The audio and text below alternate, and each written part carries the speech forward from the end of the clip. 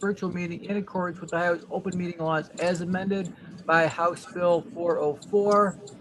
All materials have been made available to council members prior to this meeting. Notice of meeting is waived without objection, and we will get started.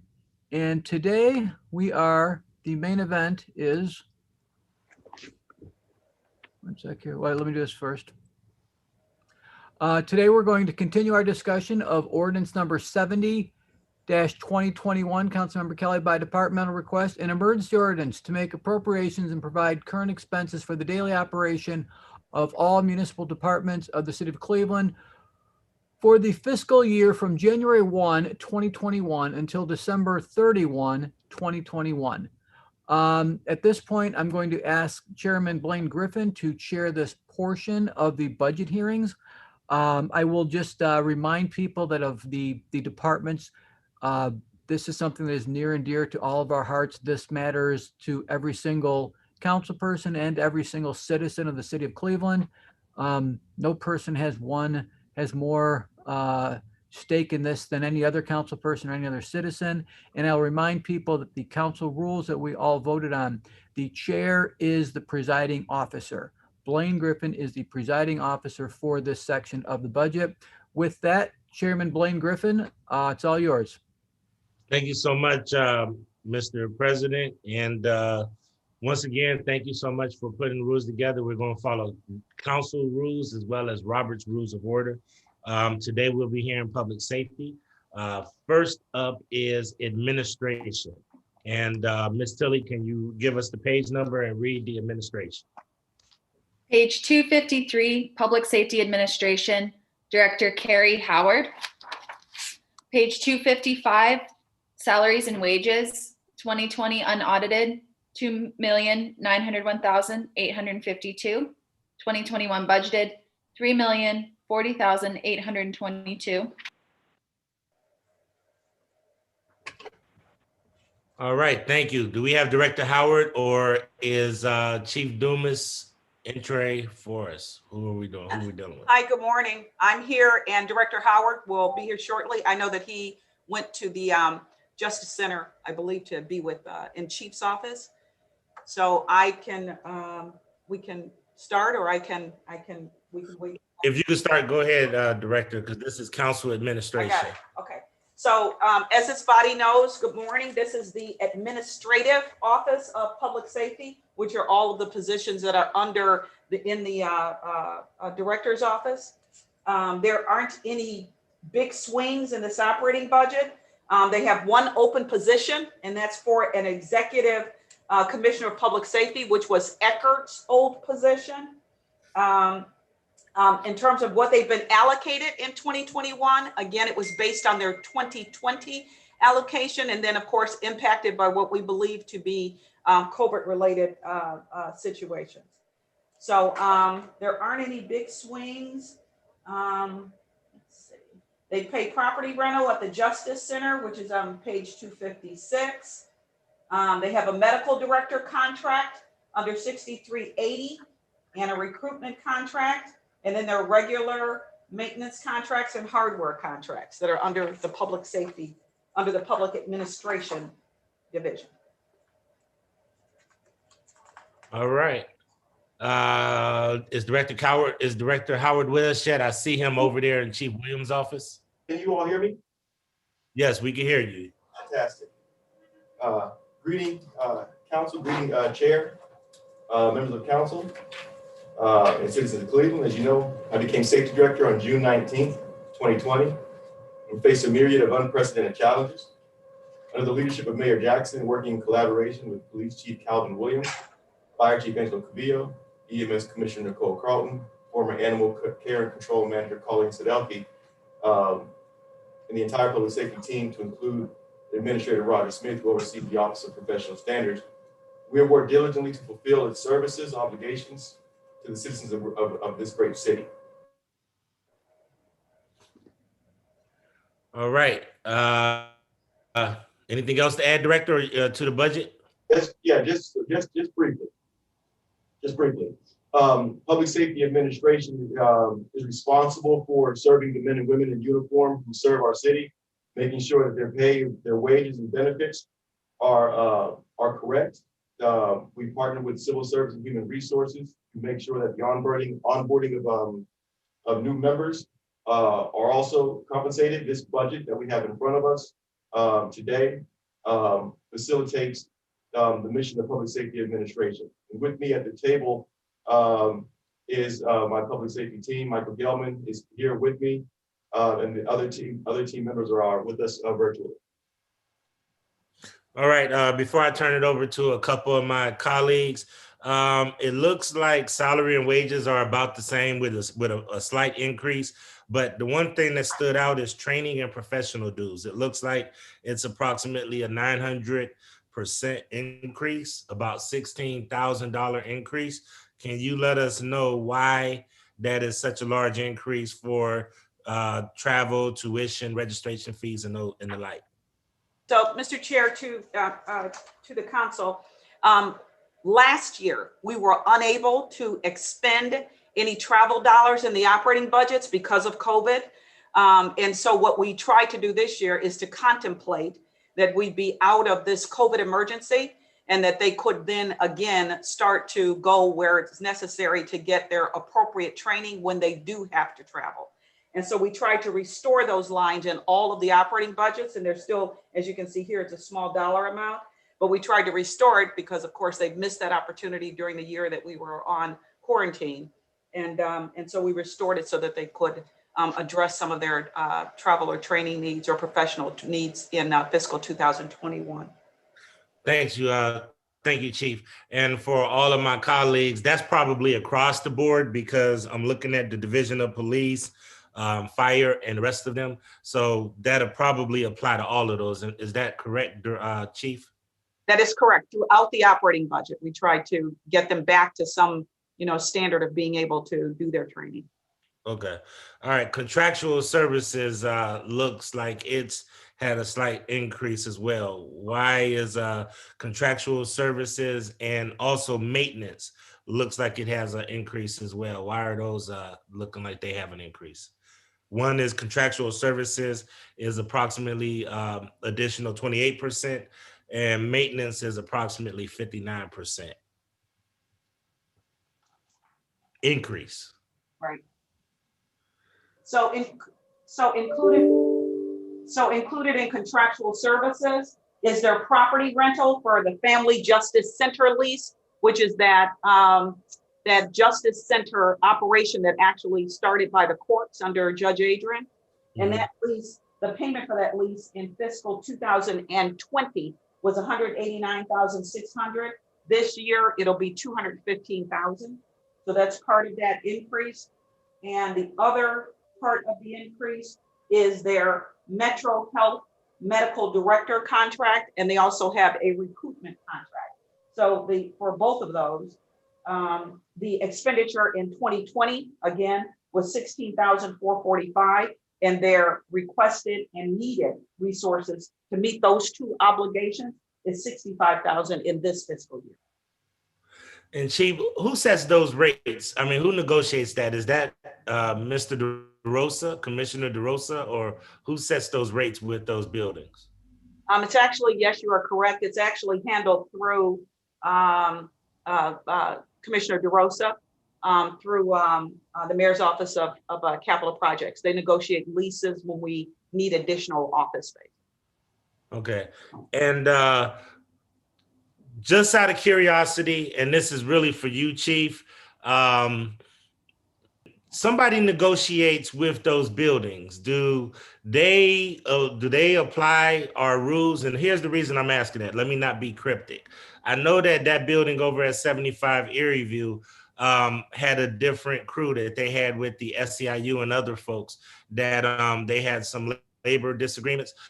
When we have those kind of buildings, do they actually have to abide by the city's agreements, or do they have their own agreements that they have with the city?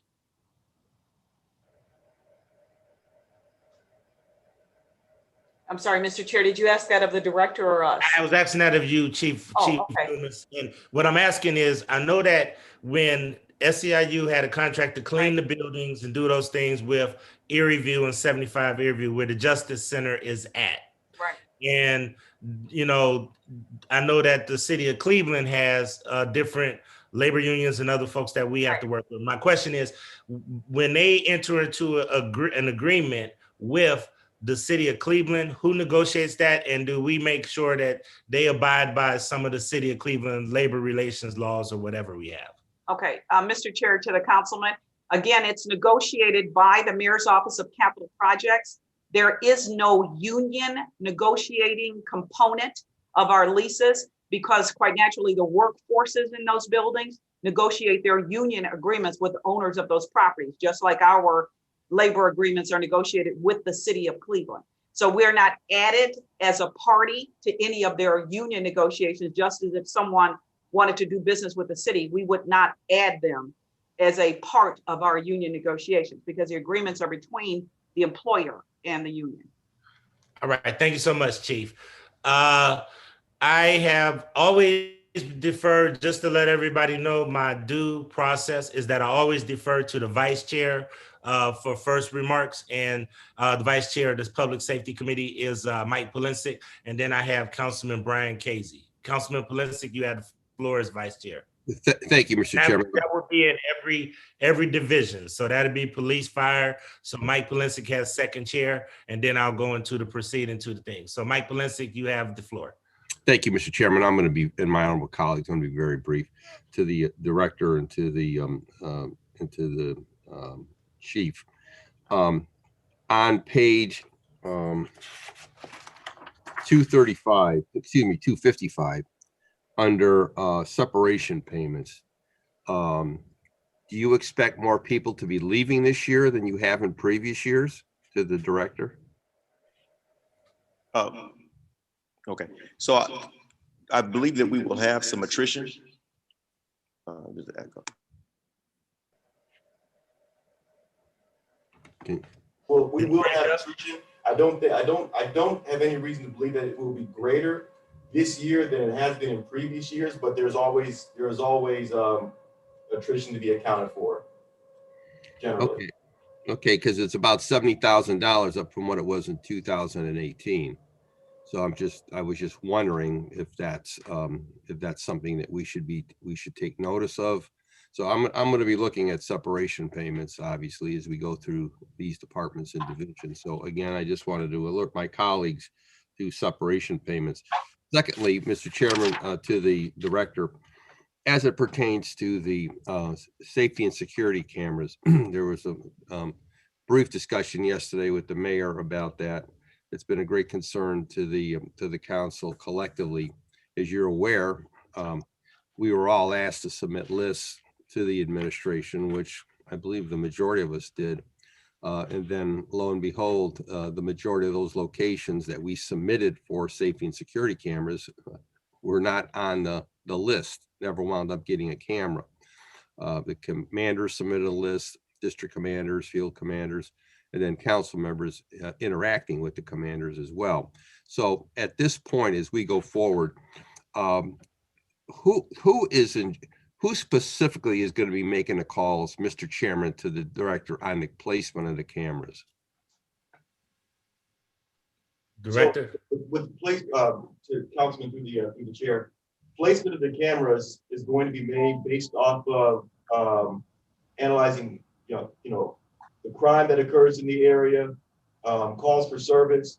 So there'll be significant amount of data looked at with regard to placement of the cameras, and we will work with IT to determine the actual location in the area. Mr. Chairman, you have an indication to the director how many cameras will be going up this year? What I'll do is IT, Larry, on. Yes, Director. So through the chair to the council member, currently our process is we received a list. So as the mayor mentioned before, a list from council was received. As the director stated, that list is then vetted by the Division of Police. Upon that list being vetted, police comes back and let's say the recommendation is there's over 300 cameras that are recommended for placement. At that point, Safety Administration meets with Chief Dumas. We come up with a capital plan. And then based on that capital plan, police will then take a second look. As you know, as the mayor mentioned, 300 cameras, that cost became cost prohibitive. So the next steps is that police will then do a second look. So whatever that funding allocation turns out to be, we take that dollar amount and work with police to whittle down that list. And then from there, we'll make a determination of how many cameras are part of that next capital phase. And you have a date on that, Mr. Chairman?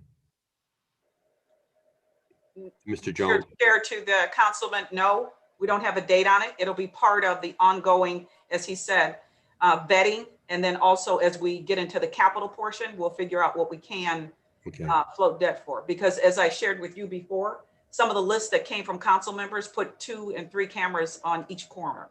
And so at each corner of their ward. So that list was cost prohibitive. So this is going to be a process. So we'll begin the process, but we don't have a date for completion. We have to come to, as Larry said, we'll have to come through some agreement. Okay, Mr. Chairman, to the chief and to the director, I can't stress enough the importance of cameras. I can point to one case after another. Had there been cameras installed where myself and Commander Morris of the 5th District, and then in partnership with Councilman Hairston, because we work together on these locations, especially around our borders, had cameras been in place, some high profile crimes that took place would have been the perpetrators would have been apprehended, in my opinion. So I can't stress enough the importance of these cameras. When we look at other cities across the country, the emphasis they're putting on safety and security cameras. So to the chief again, I'm really looking forward to working with you and the Safety Administration. These cameras are critical. They're critical in enforcing and setting the tone in our neighborhoods. Our citizens want them, our neighborhood businesses want them, and all members of City Council want them.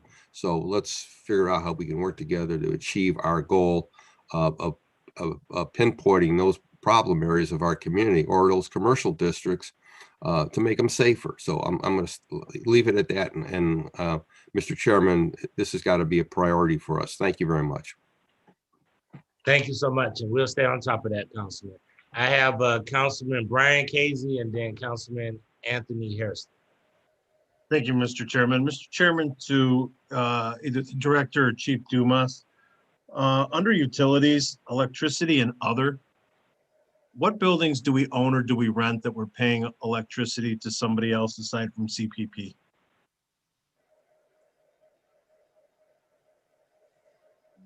So through the chair to the councilman, those utilities there, and you'll see utilities in the other portions of the budget, go towards utilities at City Hall, our police departments, the Justice Center, EMS buildings, firehouses. I understand that, Director. I think that was a different question, Director, and that might be Director Chief Dumas' question. And I would really like to, I think that's something she needs to do. And Councilman, could you clarify that for Chief Dumas, the question that you have for her? Chief Dumas, what buildings do we own or do the police department rent that we're paying another electricity? Under electricity, it says other. I know who the other is. I'm looking for the buildings that we currently occupy that we're paying that electricity to. Okay, so we pay utilities for the old kennel that is used for storage for safety. And you have to remember under CPP, when you speak of CPP, you know they don't have a total footprint in the city. So there's some locations that we can't use CPP. Right, so, and that's what I'm looking for. I'm looking for the buildings that CPP do not power.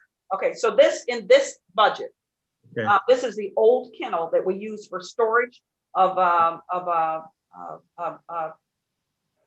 storage for safety for some of their stuff in the old kennel. So we pay that utility there. We also pay a prorated share for utilities at 205 St. Clair for the EOC. And those are the only two buildings, That's the only two buildings in this budget. right? And the administration part. Right. Okay, thank you, Mr. Chairman. Thank you. I have Councilman Anthony Hairston and then Councilman Kevin Bishop. Thank you, Mr. Chair. Actually, we are not at the section where my question should be asked. So I'll wait. I'll yield. Okay, cool. Councilman Kevin Bishop. Thank you, Mr. Chairman. Mr. Chairman, can you hear me? Yes, we can, sir. Okay, Mr. Chairman, I'll be brief, like always. My colleagues, Councilman Valencia, as to the camera, how important those cameras are to our communities. We definitely want more cameras in our communities, but I want to stress that we want the cameras that's there to be more, to have better access to the cameras and to be more efficient with the between the department, the council people and the community with the cameras that we have in place. Mr. Chairman, I want to talk to you offline. I do have two instances where I had crimes in my community that was committed against my citizens, and I requested footage of these cameras, of these incidents on 2 occasions, and I've yet to hear back from the police department. So I do want to stress that we want better use of our cameras that we have in place. And I'll take the other comments offline, Mr. Chairman. Thank you. Thank you, Councilman Bishop, and I'll work with you on that. But Director Howard, can you let us know the policy of being able to review those cameras? Because you know, what is your policy around that? And for Antilly, I think every council member should have a copy of that policy. So as a follow-up, Ms. Tilly, can you make sure that every council member has a copy of the policy that the safety director has? Director Howard. Thank you, Chair. So You're on mute, Director. So it would be through a public records request that is submitted. And then our public records request is forwarded to the appropriate persons to get the camera footage. It's best if those requests are specific with date and a time range, so that it can be reviewed and we can get send the footage over that you're asking for. Sometimes we get public records requests for camera footage, and it covers a span of a few days without a limitation in time, which makes it more complicated to fulfill those public records requests for cameras. And then we will have to respond often with a request for it to be some specificity and some narrowing to find what the requester is looking for. So generally through a public records request or GovQA. Thank you. And once again, Director, can you let us know that? But I do want to have that conversation with you further because, council people are very busy. Council people, do represent the public, and there should be one way for a council member should not have to go through a public records request to be able to review footage. And I would like to work with you to develop how we could actually do that. So even though you'll give us the policy, that should be something that you and I should talk to about what is the proper protocol for a council person to be able to work with you to get that. Public records request for a council person. I don't think that's the right move, but we'll talk that through. We'll have that discussion. Okay, Director? The other thing that I want to make sure that my colleagues are cautious of. I was going to have camera conversation in the capital budget, but since you guys have now opened up this Pandora's box, once we have this conversation, I'm not going to entertain it further. So I know that Mr. Harrison has some questions, and then we do have other folks. And it seems like once we start going down this route, I want to make sure we're going to close that door once we have this discussion now. Point of information, Mr. Chairman. Yes, point of information. Mr. Chairman, the camera issue is a very critical issue. If it's supposed to be at another part or portion of the agenda, I would say we delay it to that part of the agenda.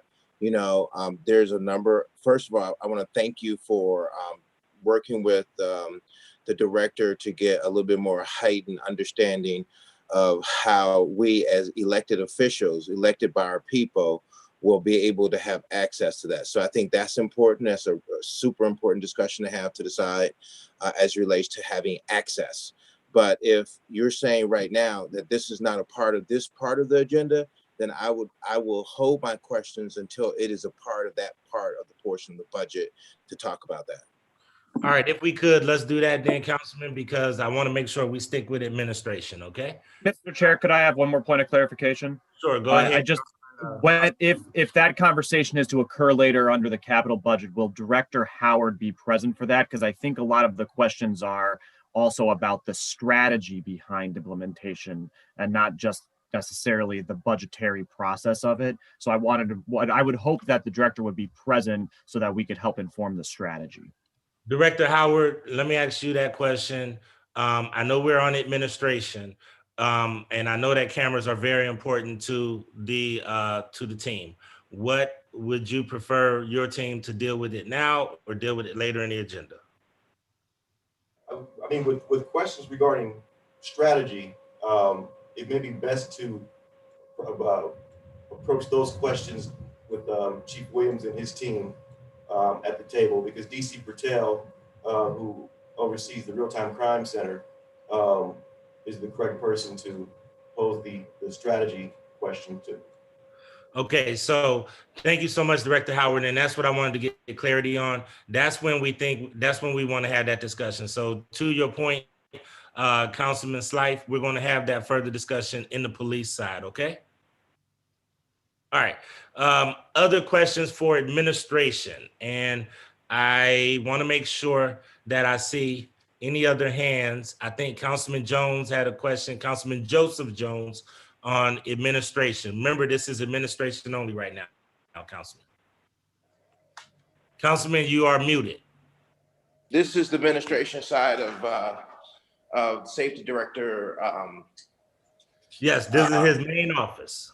Right. So now the question I would have for the director: do you have all the resources you need to perform your job? Director. Councilman, through the chair, yes. Mr. Chairman. Sorry, this chair to the councilman, this budget does facilitate the mission of public safety.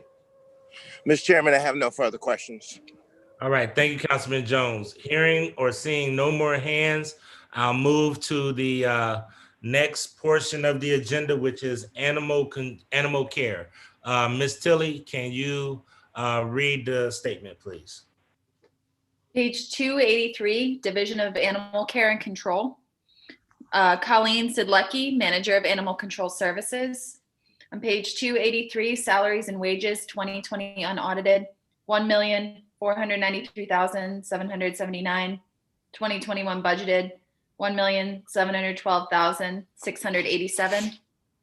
Page 284, Total Expenditures 2020 unaudited, $2,557,369. 2021 budgeted, $3,190,691. And then on page 287, staffing, 2020 budgeted 44, 2021 budgeted 37. Thank you so much, Ms. Tilley. Director, do you have any opening comments, or do you have anybody you want to introduce to us? Director, you're on mute. I do. Sorry about that, Chair. I think it's important to share with the citizens of Cleveland what Animal Care and Control does. They work hard to reduce the amount of strays, uncontrolled, and ill care for animals. They have 31 full-time and 5 part-time employees, which this budget supports. And the division impacted by COVID will continue to make adjustments in 2021. For the members of council, in 2020, Animal Care and Control responded to 5,992 calls, which is a reduction from 2019. They saw 643 reported dog bites, 565 citations and charges filed, 2,959 dogs impounded, 669 adoptions, 181 euthanized, and 1,117 animals transferred to other agencies. With over a 93% live outcome rate, animal care and control is successful above the national benchmark. On this virtual meeting is interim manager Michelle Harbinet and animal care control Chief John Baird. All right. Do any of them want to have any opening remarks? Ms. Hardiman or Mr. Laird? Mr. Baird? Michelle or Chief, do you have anything that you want I to? think they're having a problem unmuting, but I think they got them now. Okay. Michelle or Mr. Baird? We have nothing further to speak about, except we're performing our duties the best we can with this pandemic. Okay. All right. Thank you so much. Just a couple of things. It looks like you're down 7 staff people. Is that, let me make sure that I have my notes right. Are you down staff or are you at the right staff? It looks like you were down a few staff people. We have jobs posting for a new animal care and control manager. And we are going to be hiring animal control officers. Okay. And these officers are on 24 hours, right? Or what are they, what kind of hours do they work, Director? Michelle? You can just talk. Okay. So the officers we have on duty from 7 a.m. until 11 p.m. currently. And then we do have an on-call officer overnight. Okay. And I just want to give a shout out to one of your teams. It was a young lady by the name of Corey Eloff that we had a dog that was hit, and she came out. It was freezing weather. It was in December, and she came right out when we called her. So just want to make sure that I give a shout out to our public employees whenever they're doing a good job. That being said, I always defer to the vice chair first, Councilman Polensek, and then I have Councilman Charles Slife and Councilman Kerry McCormick. Councilman Polensek. Thank you, Mr. Chairman. Can you hear me? Yes, we can, Councilman. Thank you, Mr. Chairman, my honorable colleagues, to the director and to his management team. Division of Animal Care and Control is very important to members of City Council and our constituents due to the volume of complaints that we receive. So I have a question as it pertains to page 283. Under part-time permanent. Explain that line. Director? So, Councilman, through the chair. So we have 2 part-time vets to service animals at the kennel, which has worked out very well thus far. And then we have, Michelle, we have another part-time manager to help with the animal care control officers. Those are the only part-time, are there other part-time positions, Michelle? Yeah, we Mr. Chair, if you turn to page 287, Okay. To Mr. Polensek, if you turn to 287, you'll see part-time at the top. That money in the budget supports those individuals in fiscal 2021. So Michelle can identify for you who they are, because I don't know that, but it's 2 part-time animal control officers, 1 animal control supervisor, 1, and 2 vet in charge of spay and neuter, which is what the director said. So that part-time line item that you're talking about supports those individuals.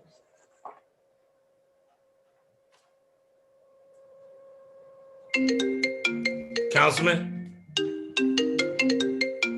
Polensek. Oh, I think that we have Councilman Polensek is out. Councilman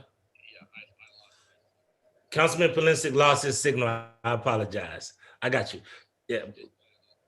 All right. I apologize. Councilman Polensek lost his signal. So we're going to move to Councilman Slife, and then we'll come back to Councilman Polensek once he gets back on. Okay. Thank you.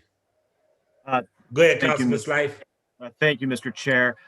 In the budget under the contracting line item, there's an increase. Well, the number is consistent with previous budgets, but there was a noticeable decrease in contracting last year. I know there was not, correct me if I'm wrong, but the normal outside animal control contract for critters was not entered into, I believe, last year. Is there a plan to re-engage in that contract, and is that the cause for the increase in that line item in the budget? Through the chair.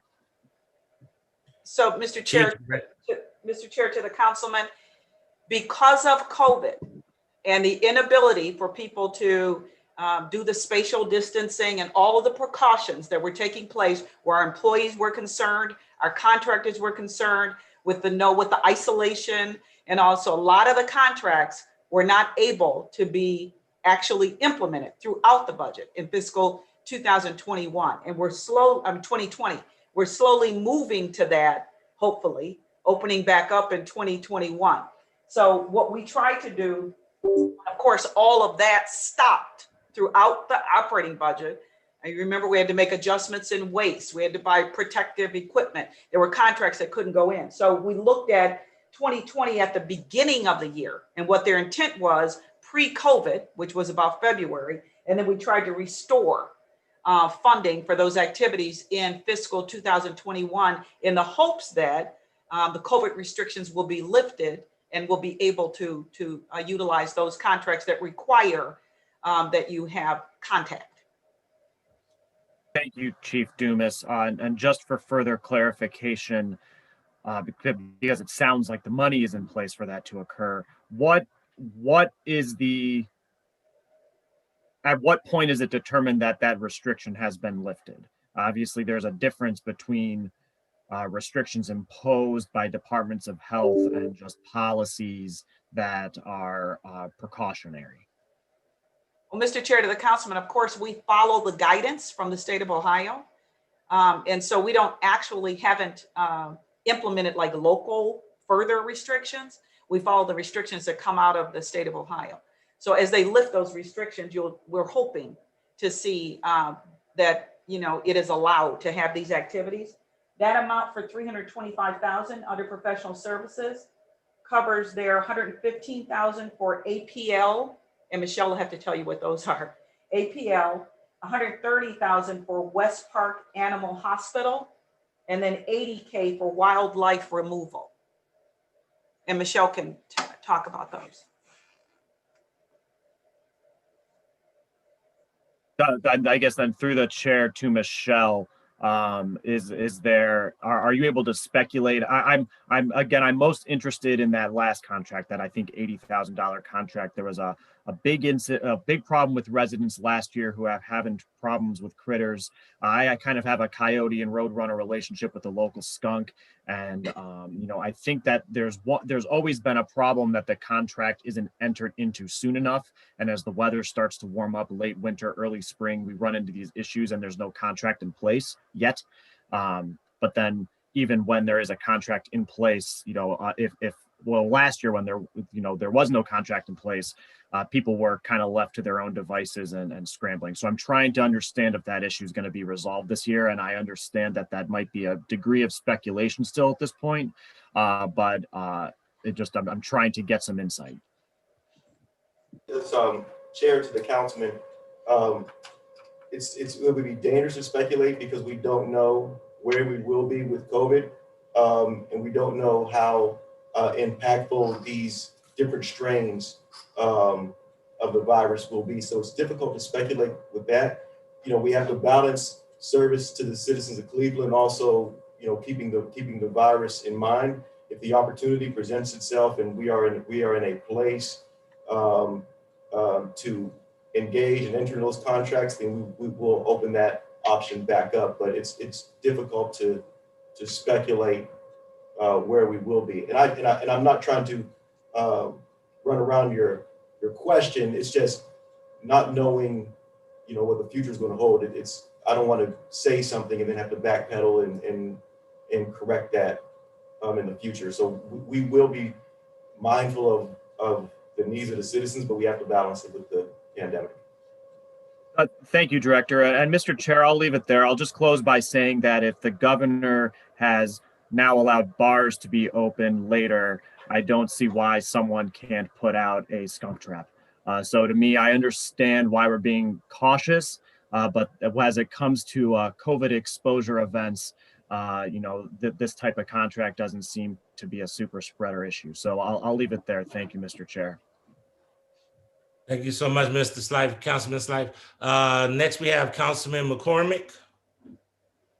Thank you, Mr. Chairman. And this is also, as Councilman Plunsick said, a topic near and dear to my heart. We got to take care of our four-legged babies out there. So, Chair, to either Chief Dumas or Director Howard, looking at the overall head count here, we're decreasing 4 positions. However, it looks like the budgeted head count more matches the actual from last year. So would you characterize this budget as a cut in personnel for services or more of a lining up with where we actually are? Councilman, through the chair, I would say more lining up to where we are. One of the things that we went from full-time vet to part-time vets because it made more sense. So more so lining up to where we are. Okay. Okay. And then through the chair, just curious too, as we looked at that contractual services, I understand that the APL, there is a relationship there when it comes to, I believe, dogs and maybe other animals as well. So I'm just curious, is that relationship, do we plan on continuing that relationship, and what's the status of that? Councilman, through the chair, I believe we will plan on to continue the relationship for spaying and neutering. The APL is a partner in our efforts, and we will continue that. Mr. Chair, I appreciate that. The only other thing I would say too is the APL is doing some really good work around with our low-income residents and working with them during the pandemic around ensuring that that more folks can keep their pets. So I appreciate our animal control continuing to work with them as well. This is, as was noted, an important department in the city, and we're glad that finally there's a brand new home for them for this department over on 90th or 93rd. So big fan of this department and want to thank them for the work they do. Thank you, Mr. Chair. Thank you so much, Councilman. Next up, I have Councilman Bashir Jones, and then I have Councilwoman Phyllis Cleveland. Councilman Bashir Jones, yeah. Thank you, Chair. Thank you. Mr. Chairman, when do you have me up? Point of order. Mr. Chairman, now you've been treating me like a oogie. I've been had my hand up. I've been had my hand up before a number of folks, and you seem to be riding over. Councilman. Well, I just want to make sure. Councilman, first of all, we're going to run this meeting according to order. I did not see your hand. I have Councilman Jones up. Your hand was not until after Councilwoman Cleveland. You have the floor after Councilwoman Cleveland. I will make sure you get your opportunity. Councilman Thank you, Bashir, Mr. Chairman. Hey, don't be interrupting this, Jones, man. What you doing? So listen. Please forgive me. Please forgive me. I'm so sorry. So, yeah. Go ahead, Councilman Jones. Thank you, man. Thank you. Thank you. Yeah, when I love this division, and I wish I'd see something in the budget that was solely for raccoons. There should be something in the budget that solely deals with raccoons and groundhogs, because I'm telling you right now, they are the boldest animals that I have in my community. They are absolutely bold, man. So I really would like to figure out, how we are dealing with them. I think this is a department that needs more resources. So just to be clear, I see the full-time and permanent chair to the chief. How many, or chair to the director rather, how many full-time and part-time people that you have? Director. Mr. Chair, to the councilman, if you turn to page 286 in the mayor's estimate, that identifies all of the full-time and part-time employees. Is there a plan, Chief, to increase the amount of employees? Do you feel like this is enough to address the animal issue that we have, or the human issue, really, right? It was their home first. But do you feel like there should be an increase? Is there a plan for increase at all at some point? Councilman, through the chair, right now, what we have here is enough for where we are right now. But like, as with all other divisions, like I said, I came on in June. I'm going to be having conversations with Chief Baird and interim manager Michelle Habernick to find out, the direction that we want to take animal care and control, and we'll staff accordingly if we need to. But as of right now, what we have here is sufficient. Okay, Chair, to the director, and I think Carrie asked this earlier. Do we do partner with other, as we're going through the budget and we're looking at different departments, and I know we have a certain amount of money that we have, but are there partnerships that take place with other organizations? So like APL, like you brought up, and then other organizations as well. Do we work with them? Yes, we do, Councilman, through the chair, and I can let Chief Baird and Michelle talk about some of the agencies that we partner with, but we are very mindful of who we partner. Every agency that is out there is not on the up and up. Every agency is out there that does not take great care of their animals. So when we partner with folks and folks are applying to partner with us, we do a significant review of their history, of who they are, and their reputation. But Michelle and Chief, do you want to talk about some of the agencies that we partner with?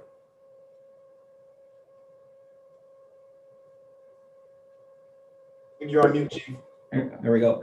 Our two important partners are the Animal Protective League we work with a lot, and Cuyahoga County Kennels. And then we have numerous animal rescue groups that we work with to take care of our overcrowding. And Michelle can explain further on all our other partners that we do have. Yeah, so as John said, we partner with the Cuyahoga County Animal Shelter and the Cleveland APL. And then we do partner with several other agencies to transfer out animals, dogs, cats, any exotic or wild animals we get in.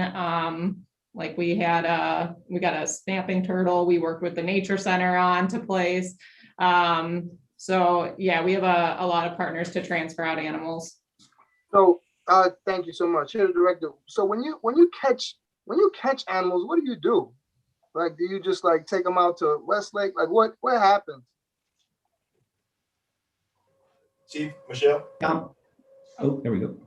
Mr. Chairman, to the councilman, we bring the animals back to the shelter. They're assessed, and then we figure out what we're going to do with them next.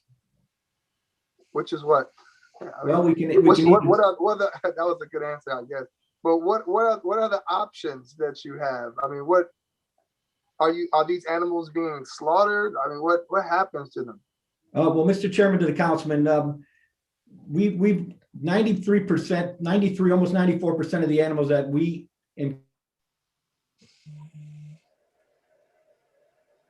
Chief, you bring these animals in, we do assess these animals. They go up for adoption. They can be transferred. They can be returned to owners. And if they're the odd animals that we receive, like reptiles, they're sent to the appropriate place where they can get their proper care. You're being real political with your answers. Do you, let me be more direct. When you get animals, are any of them put to death? How about let me ask a direct question.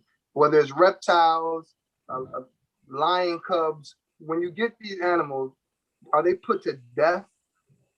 Mr. Chairman, to the councilman, we euthanized 181 dogs last year out of the almost 3,000. All nuisance wildlife that is captured is required by law to be euthanized. Oh snap! For real? Oh man, that hurts my heart. So so I'm calling the raccoon, and then that raccoon is probably gonna die. Oh man, that hurts, man. Really, God, I don't want them to die. I mean, I'm calling, but I don't want them to die. I just want them to get out my yard. But if I call you guys are gonna kill him. Oh shit. Dang, man. You're calling him home to the Lord. Oh my God, man. There's no other way. You said by law? By law?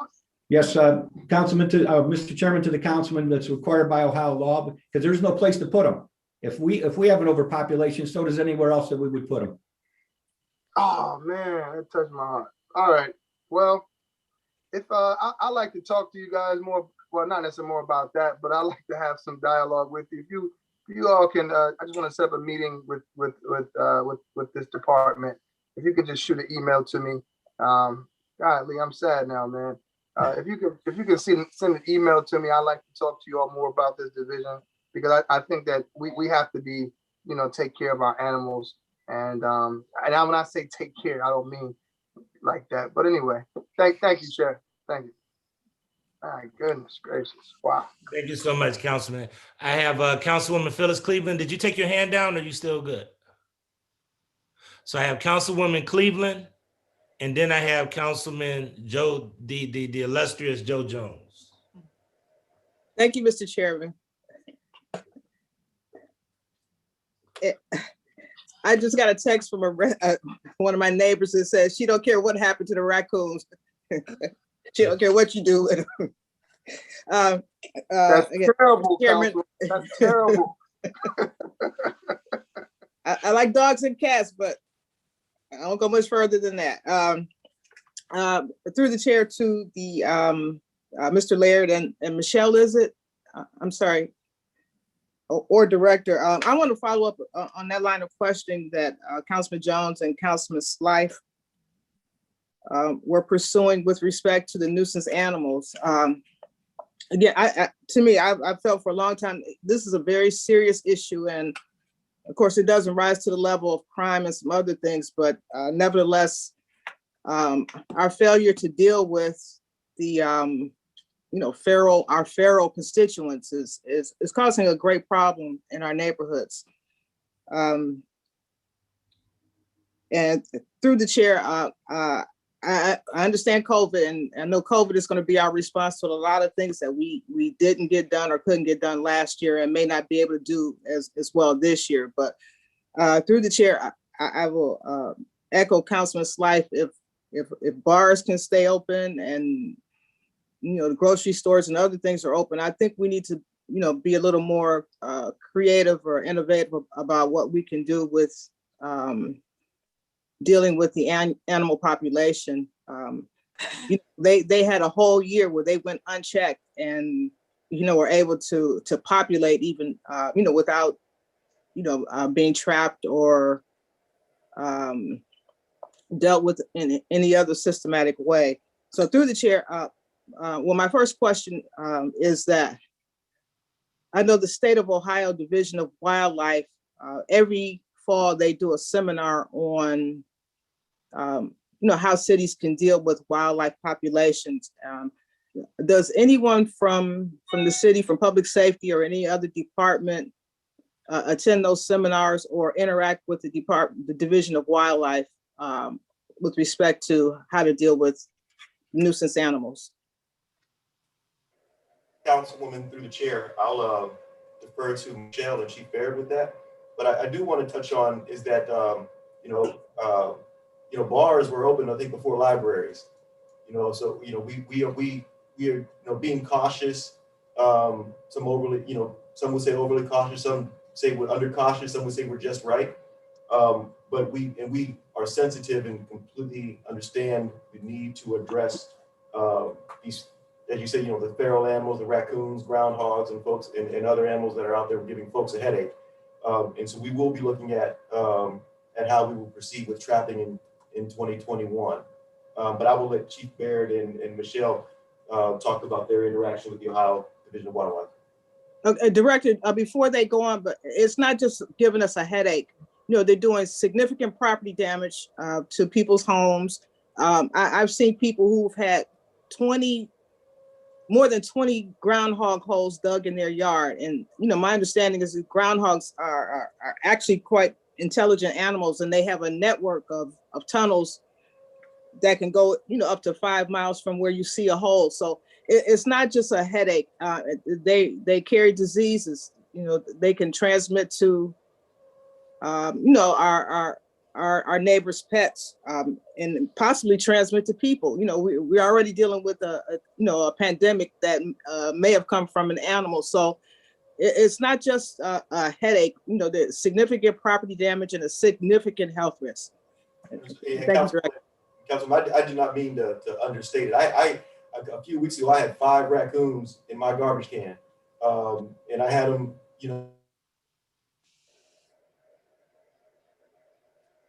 You went mute. Director, you went mute. You need. That wasn't me. It was the internet connection. Hold on. Can you hear me now? Yes. Okay, I'm sorry. That was the internet connection. I don't, like I said, I don't mean to understate that I've had my own personal interactions with raccoons in my home. So when I say a headache, I don't mean it as to understate the issue. Thank you. All right. Director, you said Mr. Laird or Michelle were going to respond, if they had a further response. Chief Michelle, do you want to address your interaction with the Ohio Division of Wildlife? Yes, Mr. Chairman, through the councilman, basically through the ODNR, we've sent some people to go through meetings, but basically their whole idea is that people need to keep their yards clean, keep their trash cans, covered and secure, trim the trees around the houses so the animals can't climb up and get up onto the roof. But you have to do something on your own there to kind of prevent these animals. If there's no food source, they're going to move on. But through the chair to the director or to Mr. Laird or Michelle, yeah, I can understand that with raccoons and some of the animals, although raccoons can, they have hands like we do, and they can open garbage cans and they can do things. But, animals like groundhogs, where, their food supply is grass and leaves and things from people's home gardens. So, I know, there are things that we can do, but with respect to some animals, it's beyond what we do. And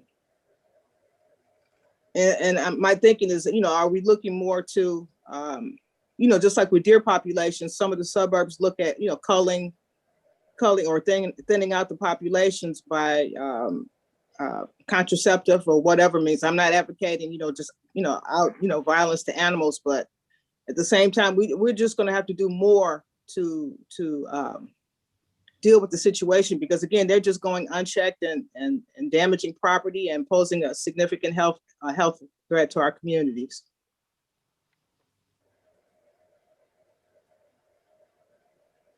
Commissioner, Director. Oh, I have to the councilman, to the chairman, to the councilman.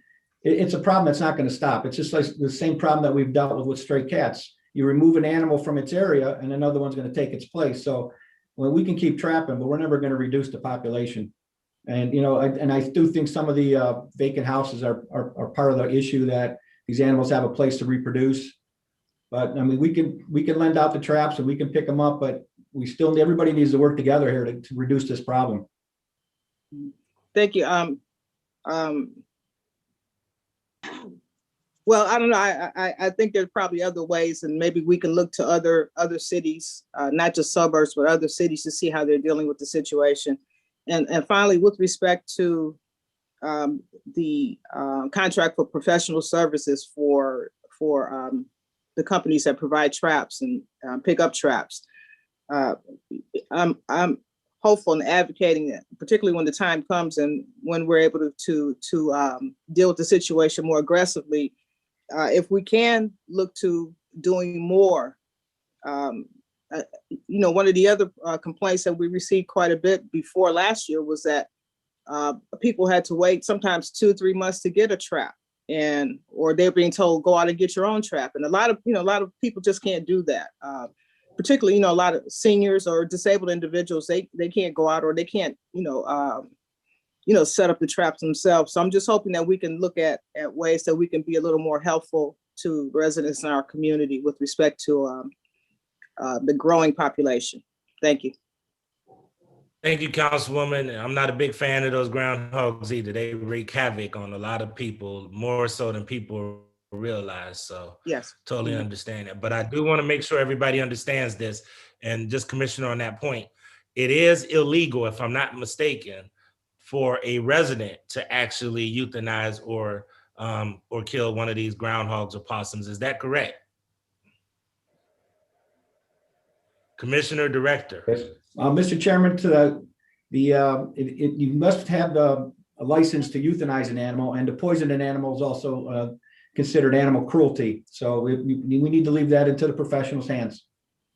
So I want to make sure that the listening public does understand this, because I've been dealing with this for a long time. You can't do it yourself. But the question that Councilwoman Cleveland is a critical one. And Ms. Tilley, this is something that I would love for you to put down for a potential discussion about possible potential more resources, because we do need some more help with wildlife control. Commissioner, to Councilwoman Cleveland's point, if you may be able to look at us to see if there may be something that we could enhance the wildlife control to deal with some of those issues that Councilwoman Cleveland and others have brought up regarding feral animals, I'd appreciate it. And what I'm trying to tell you is, just to make sure I'm clear, just give us unit cost or anything else so that we can have a deliberation and conversation at a later date, okay? Director, Commissioner? So, Chair. We broke up, Director. Okay, we will work to get the unit cost and circle back with you. And as always, any suggestions, if anyone on council runs across anything that's helpful, we're open to suggestions as well. Well, I would tell you that I know that it may seem like it's a very small issue, but I will tell you that every year I have horror stories about seniors that are being terrorized with these feral animals. So we do think it is a necessary service for the citizens, and we would like to see if there is a possibility for us to look at what other resources we can add to that. Okay? Absolutely, Chair. And I assure you, we don't see it as a small issue. Dedicated. Thank you so much, Director. Mr. Chairman, real quick, I'm just saying, again, it may seem like not a big problem, but I've gotten about 15 texts since, we've been talking about this from residents with their horror stories. So it's really a big problem. Thank you. Thank you so much, Ms. Cleveland. I have Councilman Joe Jones up next, and then Councilman Bashir Jones, did you have your hand back up for a follow-up? Yeah, yes, sir, I do. All right, so I got Councilman Joe Jones, and then we got you, Councilman Bashir Jones, okay? Yes, Councilman Joe Jones, you have the floor. Mr. Chairman, I'm going to try to do my best to keep straight shooting on it, because I think that a number of our colleagues, especially when I hear the illustrious colleague, Ward 5, Cleveland Phyllis, talk about something, and she took some time out on this. So this means something. So I hope that the animal control folks are listening and to this, because the issue is how do we as a city provide services that are dealing with life quality kind of issues. And I've trapped probably about maybe 40, 50 of these raccoons. And I want to say to my colleague, I didn't kill them. I took them and so before the record, I took them to a park and I released them into a wild park way out. And I was going to say, be careful, Councilman. Yeah, well, yeah. So I took them and released them into the wild. The issue is that we don't have these kind of services for our citizens. And we put a lot of money into this department. And so, but before I go there on that issue, I just want to put a bookmark in it real quick. And I'm looking at this budget. I know we have a $1.7 million budget for 2021. And I just want to go through the staff so I can kind of like understand what it is that you guys do. And I don't have any paperwork as it relates to, your production. What for the $1.7 million we normally give you, what does that do? I mean, because I know that at one time, and I think me and you talked about it, Mr. Chairman, to Mr. Beard, that we used to have just hundreds of stray dogs when I was growing up running around the neighborhood.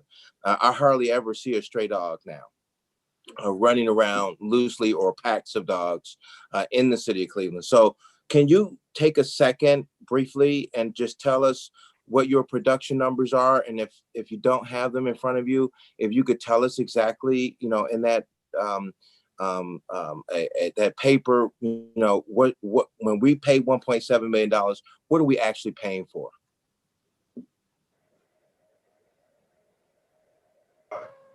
Councilman, through the chair, I will let Interim Manager Michelle Howard address that. We did send over documents with a summary of animal care and control. She has some numbers for you. Did you send that, Mr. Chairman, to the director? Did you send that to Mrs. Ann Tilley? Or did you send it to all the council members? We sent it to Ms. Tilley. And Ms. Tilley has sent it to all the council people. And when did Ms. Tilley, Mr. Chairman, send that out? Because I know that sometimes, unfortunately, we get this. Several documents. I have to double check, but I know she sent a voluminous amount of documents to everybody. Yeah, and it's a whole lot of it too. And I know we got a whole lot of it this morning. So I'm trying to figure out where that's at. You know, no, we didn't get any this morning. You got something over the weekend. Yesterday. You got something several days ago. So what, Mr. Chairman, for clarification to Mr. Ann Tilley, do you remember when the document on the animal control was sent? So I can go to my email real quick and take a look. I printed a lot of this stuff out. But if I can go there quickly and take a look and follow along, that helps. And I don't want to belabor the. Go ahead. She's giving it to you now, Councilman. You received two documents. One that was a follow-up to Councilman Polensik's questions that was sent late last week. And then there was one I sent yesterday that came from Public Safety. It's also in our Dropbox that we've been using for all of budget stuff. Okay. All right, Councilman. Okay. Somebody please mute your phone. Somebody is on the phone. Councilman. Yes, I'm gonna ask my assistant. Can you look in the Dropbox real quick and see what you have for animal control? Councilman, do you need to get back on the agenda? Okay, I did. Councilman, do you need to get back on the agenda? All right. No, I'm good, Mr. Chairman. Okay, I got thank it you because so I much. want to be really quick with this. Can you tell us, Director, what you've done? Okay, here I come. So Director and Commissioner, can you give us just a few, like how many rescues have you made? Just give us some basic document. I guess that's what he's trying to figure out. Well, no, Mr. Chairman. The question is what do they do for $1.7 million? We have a number of employees here. I mean, do they go round up 1,000 dogs on an annual basis? You know, that kind of information. Right. Thank you, Mr. Chairman. So do that to us, everybody. Can you kind of let us know what some of your outcomes are for Councilman Jones?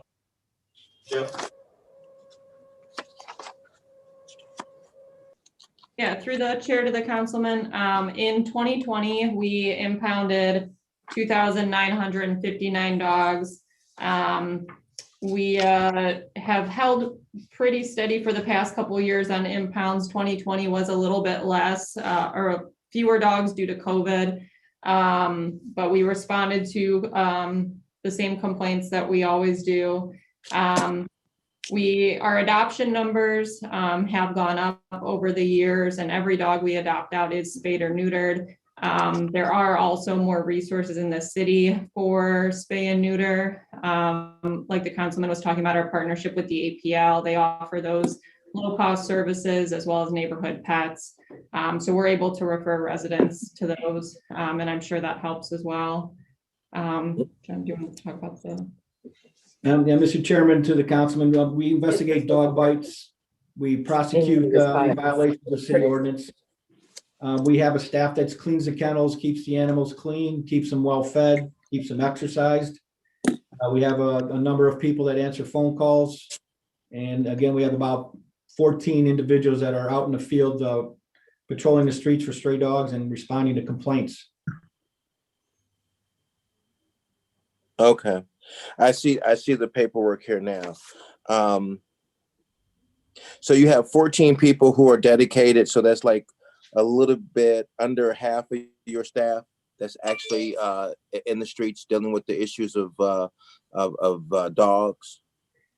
Mr. Chairman, to the councilman, we have exactly, there's 11 full-timers and 2 part-timers that are split up over 7 days for the 2 shifts that respond to calls on a daily basis.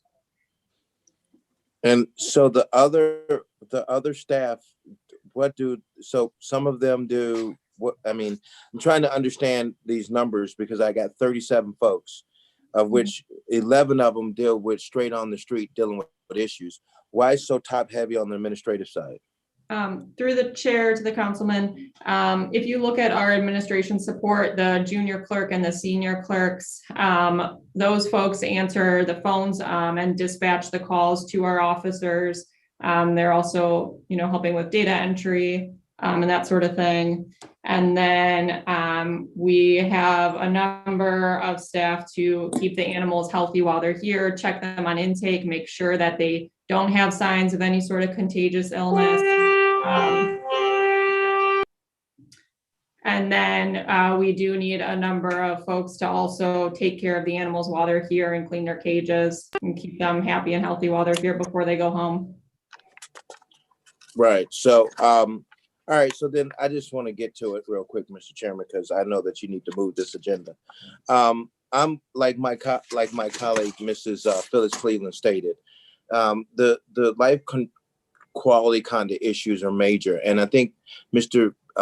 Chairman, to Mr. Beard, you talked about it, about capturing these raccoons. And my colleague Barshir Jones talked about it too. Unfortunately, because of how we have, torn down their natural habitats, they're now in our city. I've never seen, Mr. Chairman, to Mr. Beard and to the director who's here, we have large amounts of wild animals now around our properties. And, I have a pack of deers that sleep on my property at night. And so, there's like 6 or 7, 8 of these deers. And I don't know if we have some kind of way that we're going to, euthanize them too, because they have started to eat, everything. Right now they're eating my cedar trees. And so it's like, how do we begin the process to deal with that as we're changing in a new world environment? And so again, I've trapped about, over the space of, 12 years, about 30 some of these animals. And so I would like to see, because I see that you have contracted out services. So if you could explain to me what that means in terms of the trap remove, is this a cost to the citizens of the city of Cleveland to deal with the skunks, the raccoons, the opossums, and the groundhogs? Referring to page 282. I was referring to page 282. Mr. Chairman, to the councilman, our contract with the critter control is, we call them, they set a trap. That's a $70 fee for each trap they set, no cost to the resident. Every animal they remove from that trap costs $65. And we lend out traps from our facility for a $25 or a $20 deposit. Once the trap is returned to us, we give them back their money. So there's no cost to the public for anything, unless some people that like to get things done quicker, they can purchase their own trap for less than $50 and they can have the problem taken care of a lot quicker. But the costs are for the wildlife contract are for the wildlife trapper to pick up the animal and the wildlife trapper to set the trap for people that cannot. And then how much is this service, how much is this costing us in the budget? Mr. Chairman, to the councilman, I averaged it out to around $75,000 to $80,000 if we're doing that at the full time that we did before the pandemic. And that was being under contract. That's how much the contract cost us, $80,000. That's correct, Councilman. And also doesn't count the money that we use by ourselves picking up the traps. We pick up a trap from the resident, we bring the animal back, it's euthanized. We take the trap back out to the individual as long as they need it. So it takes up a lot of time and it kind of reduces our calls to our response times for stray dogs or dog bites, because we might have a truck full of wild animals. Well, I would like to work with you, Mr. Beard, because we get a lot of these calls, and so the citizens call me up and they tell me the cost is going to cost them, and so I go out and set my own traps out for some of our senior citizens who are constantly calling about these issues. So I would like to kind of like work with you and have some kind of level of partnership where I can build this because this is a constant issue in my neighborhood, where we could build this out somehow, because I'm paying out of pocket right now. So it would be really good for me just to, work with our local development corporation in the neighborhood and work with you to see how we could put some level of partnership together, because I can't go out there and do all of this work by myself like I have in the past. And so if you could be so kind to give me a call at 216-355-0017. That's my cell phone. I would like to develop a partnership with our local development corporation, so that they can purchase these traps and then help provide some of these services and augment it with you in terms of getting out there. Like sometimes you might not be able to get out there quick enough as we have it right around the corner, but you still might be able to get these animals and then take care of them as we get them, versus, me trying to release them off into the wild. Is that doable? Mr. Chairman, Mr. Chairman? That's what we have done in the past with other council people, one of them being the past Councilwoman Brady. She supplied the traps. If the animals were trapped in there, they called us to pick them up. As long as it wasn't a skunk, we came out and removed the animal. If it was a skunk, we called our contractor. So you had your contractor to deal with the skunks? That's correct. Because you'd feel they'll spray you, huh? Well, we have a nice brand new building, and once that odor's in here, it doesn't leave. Okay, I got you on that one. So that sounds like a winner. I don't know if you want to give me, well, I think I already have your number. So at some point we'll just reach out and talk about that. I hope John James is listening to this, because I want to put an order in John James for getting some traps for the Harvard Community Service Center. So thank you very much, Mr. Chairman. And Mr. Beard, you do a great job as usual. I'm glad that you are still here working with the city of Cleveland, and it's really good to see your face.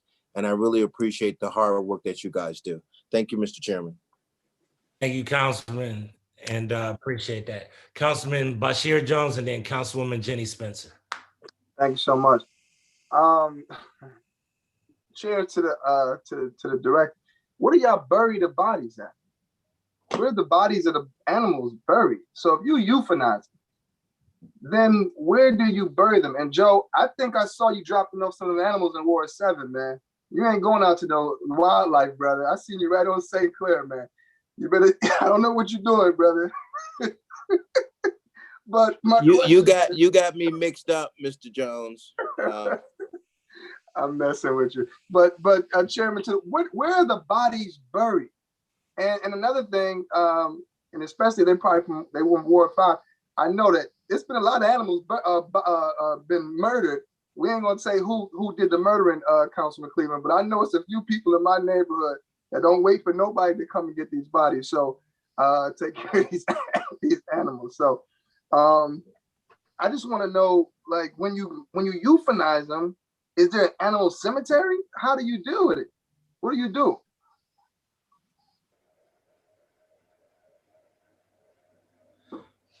Chief. That's scary. No one knows, huh? That's scary. It's a lot of bodies, man. How do they get disposed of, Commissioner, when you dispose the animals? And is that part of the cost of what you're doing too? So can you give us that? Mr. Chairman, to the councilman, there is no cost for that. As far as the wildlife contractor does dispose of the animal as part of the cost. We dispose of the animal and they go to a landfill. Go to a landfill. Is the landfill in Cleveland? Mr. Chairman, to the councilman, it's done through the waste collection, but I don't believe it's even in this county. Is it the same place where we put our recyclables? Mr. Chairman, to the councilman, I'm not sure where the recyclables go from the transfer station. I know where the animals go. My God. Can we get an answer of where the body's being taken? Mr. Chair, to the councilman, that would be a question for Public Works, but again, you can have your person submit it as a request and we will give you the location of the landfill. My Mr. God. Billy, can you put that down as a request for Councilman Jones Okay, to thank follow you. that up? Please, there, let me, I would like to know where the bodies is going, and also, Chair, you said that it's against the law for people to kill the animals, man. So that's gonna be enforced. How they gonna do that? What are they gonna do? They're not supposed to kill them or poison them. I'm just telling you what the law says, because I had to learn that for several reasons. Okay, thank you, Chair. So let's, Councilman, we gotta move this. So I don't know, Councilman, did you have anything else on that? If you could, listen, everybody, it's a little bit of levity helps all the time. So let's just, a little bit of levity always helps. Councilman Jones, did you have anything else? Did he go off? Did he leave? All right, I think Councilman Jones, I think we lost Councilman Jones. So Councilman Jones, I think we lost you, or so you good? He's done. Councilman Jones is done. All right, I had Councilwoman Jenny Spencer, and then I think Councilman Polisic is back. Councilman Jenny Spencer, you're up. Good morning. Thank you, Mr. Chair. And through the chair to the director, nice to meet you and your team.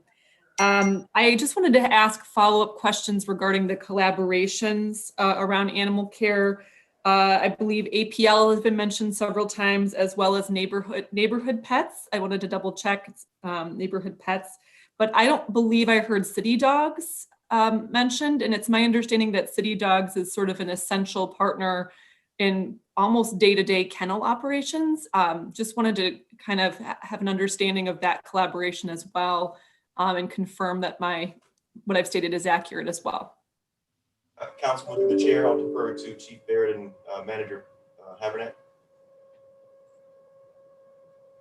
Chair to the Councilwoman. So City Dogs is actually our program. That's our adoption volunteer program. So you will hear the kennel and City Dogs and the animal care and control referred to kind of interchangeably. But we did start that program in 2014 to highlight our adoptable dogs and bring structure to the volunteer program. Oh, great. So to clarify, it's not a separate nonprofit. It is a program of the Cleveland Kennel. It's a volunteer program managed by Cleveland Kennel staff. That is correct. We have a full-time adoption and volunteer coordinator, so she manages that program. It is not a separate nonprofit. However, we do have a nonprofit partner called Friends of City Dogs, and they fundraise for additional medical and enrichment expenses. Thank you for that clarification. Actually, they have great, around the holidays, great gift ideas. They do serious fundraising. I've seen them and I appreciate what they do. It seems like that's a really indispensable aspect of successful adoption. So I look forward to seeing that continuing. Thank you.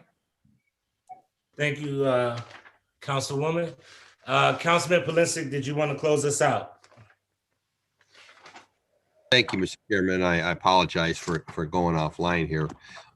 My question is, and it's always good to know that, I'm serving with Trapper Joe Jones, okay, the wild animal trapper. That's good to know. The fact. Gone again, gone. Councilman, you went out again. Hear me now? Yeah, we got to do something about that red lining in Collinwood. You broke up. Can you hear me? Got you now. Oh man, I'm telling you, I don't know what it is out here. But anyway, as it pertains, and if a question was asked, then I apologize and we can move on. As it pertains to the actual number of units operating, can you tell us how many units are operating at present?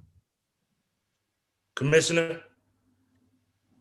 Councilman, through the chair, when you say units, do you? Trucks. I'll defer to Chief Barrett and Manager Havernack. Mr. Chairman, to the councilman, we have usually 2 to 3 in the first shift and 2 to 3 on the second shift. Occasionally, whenever all the staff is present, we're able to have 4 trucks out there on each shift. Okay, so Mr. Chairman, to John, they're distributed across the city. You have them specifically numbers working east and west or north and south. How are you strategically positioning the units? Mr. Chairman and Councilman, we usually have a two-person truck on the west side, and then we have a truck, two vehicles on the east side. One truck being assigned to like part of the 3rd district and the 5th district. And then the other truck is has part of the 3rd district and the 4th district. Okay. So at present, and what is the condition of the vehicles? Mr. Chairman, to the councilman, our vehicles are in pretty good shape. We have a couple that, I think 2 to 3 vehicles that may be on order as soon as some of this pandemic is subsides. But our vehicle, we have approximately 4 vehicles that are only a couple years old. So we're pretty good shape. Okay, good. I'm glad to hear that. I mean, as you've heard, and when I was offline, I was on the phone listening, so you can hear the concerns of our colleagues as it pertains to, especially the growth and explosion of what we refer to as wild animals in the city of Cleveland, which we really have not experienced. But we're not the only ones experiencing that, as I've been reading in national publications. It's all over. In fact, they said the problem in Detroit has become so severe. They actually have people out there trapping like they've never seen before.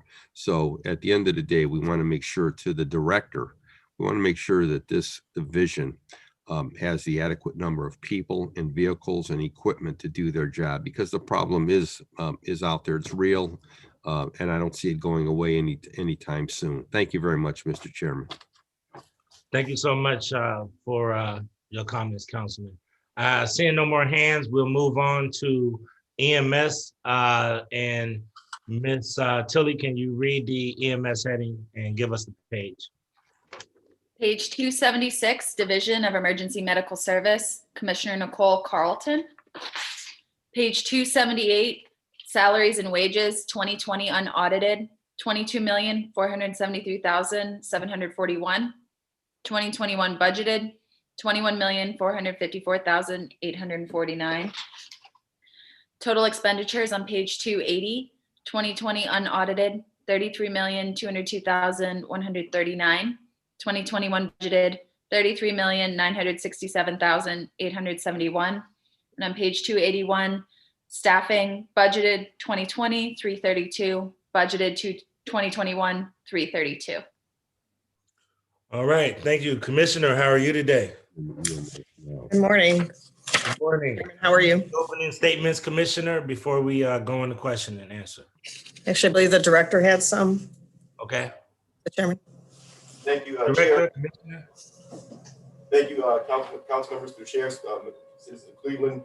EMS is one of the most demanding services of the divisions of public safety. They're budgeted for 332 employees, currently carry a staff of 279. They have, in 2020, received nearly 120,000 calls and dispatching approximately to 105,000 of those calls. And answer these calls on an average of 5 seconds, with an average of 8-minute response time, averaging approximately 327 calls per day, resulting in approximately 73,000 transports in 2020. Under Commissioner Carlton's leadership and the hard work of her staff, EMS has worked diligently to deploy to the thresholds of 25 vehicles per day, 21 to the evening. However, COVID has impacted the division of EMS as it has the other safety divisions, and she has worked diligently to dispatch as close to possible as to those thresholds. And the citizens of Cleveland have not suffered any loss of service under her watch. So hats really should go off to her. Approximately 60% of EMS staff have been vaccinated, with the continued effort and availability being made to all members. That's a summary of my comments for EMS, and the current budget does keep in mind, facilitates the operation of EMS with fiscal responsibility in mind. Thank you so much. Commissioner, did you have anything to add to that? Chairman, yes, I do. Thank you. Good morning, everybody. In 2020, the Division of Emergency Medical Service was significantly impacted by the coronavirus pandemic. The hard work of the women and men of the division continued throughout the year in many challenging ways, as you can imagine. The preparation to ensure the safety of all personnel, as well as the community that we serve on a daily basis, began early in the year. EMS collaborated with and received guidance from our local health department and hospital partners, providing ongoing information to all personnel on the 2019 coronavirus and enhanced guidance for infection control while caring for the patients we serve in the community. From the initial point of contact via 911, callers were screened and they continue to be screened for their possible exposure to the coronavirus, and information is provided to the frontline EMTs and paramedics. As the pandemic progressed, the Cleveland EMS COVID-19 playbook was developed as a central location for managing the coronavirus, including medical protocols, operational protocols, and administrative guidelines. The division's dedicated and committed frontline operations staff President's Day sale. Get up to $7,000 off the new tracks, or at least worked tirelessly to ensure that EMS was available and remained prepared to provide pre-hospital medical care to the community. From the incoming 911 call through the response to the scene, patient care, and ultimately transporting the patient to the hospital. The community as they faced a pandemic like no other on a daily basis on the front lines. EMS, along with the Division of Fire and ARF, have provided support to the Cleveland Department of Public Health during their planning and implementation on providing the coronavirus vaccine, and we will continue these efforts into 2021 as the entire community receives the vaccine. The Division of EMS also continue the responsibility of accounting for and distributing medical supplies for the divisions of police and fire. We distributed over 400 first aid kits and about 100 naloxone kits.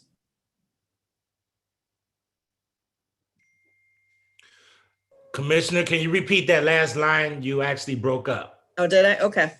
Let's see, about 430 kits, first aid kits were provided to the Division of Police and just under 100 naloxone kits for police.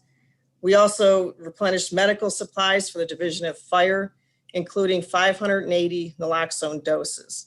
As you are aware, these two programs have already yielded increased safety for police officers, firefighters, and our citizens.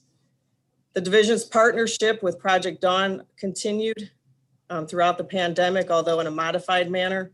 We dispensed over 200 kits in 2020.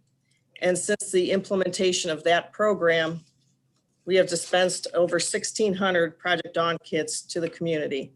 And just under 200 lives have been saved by the kits that we dispensed.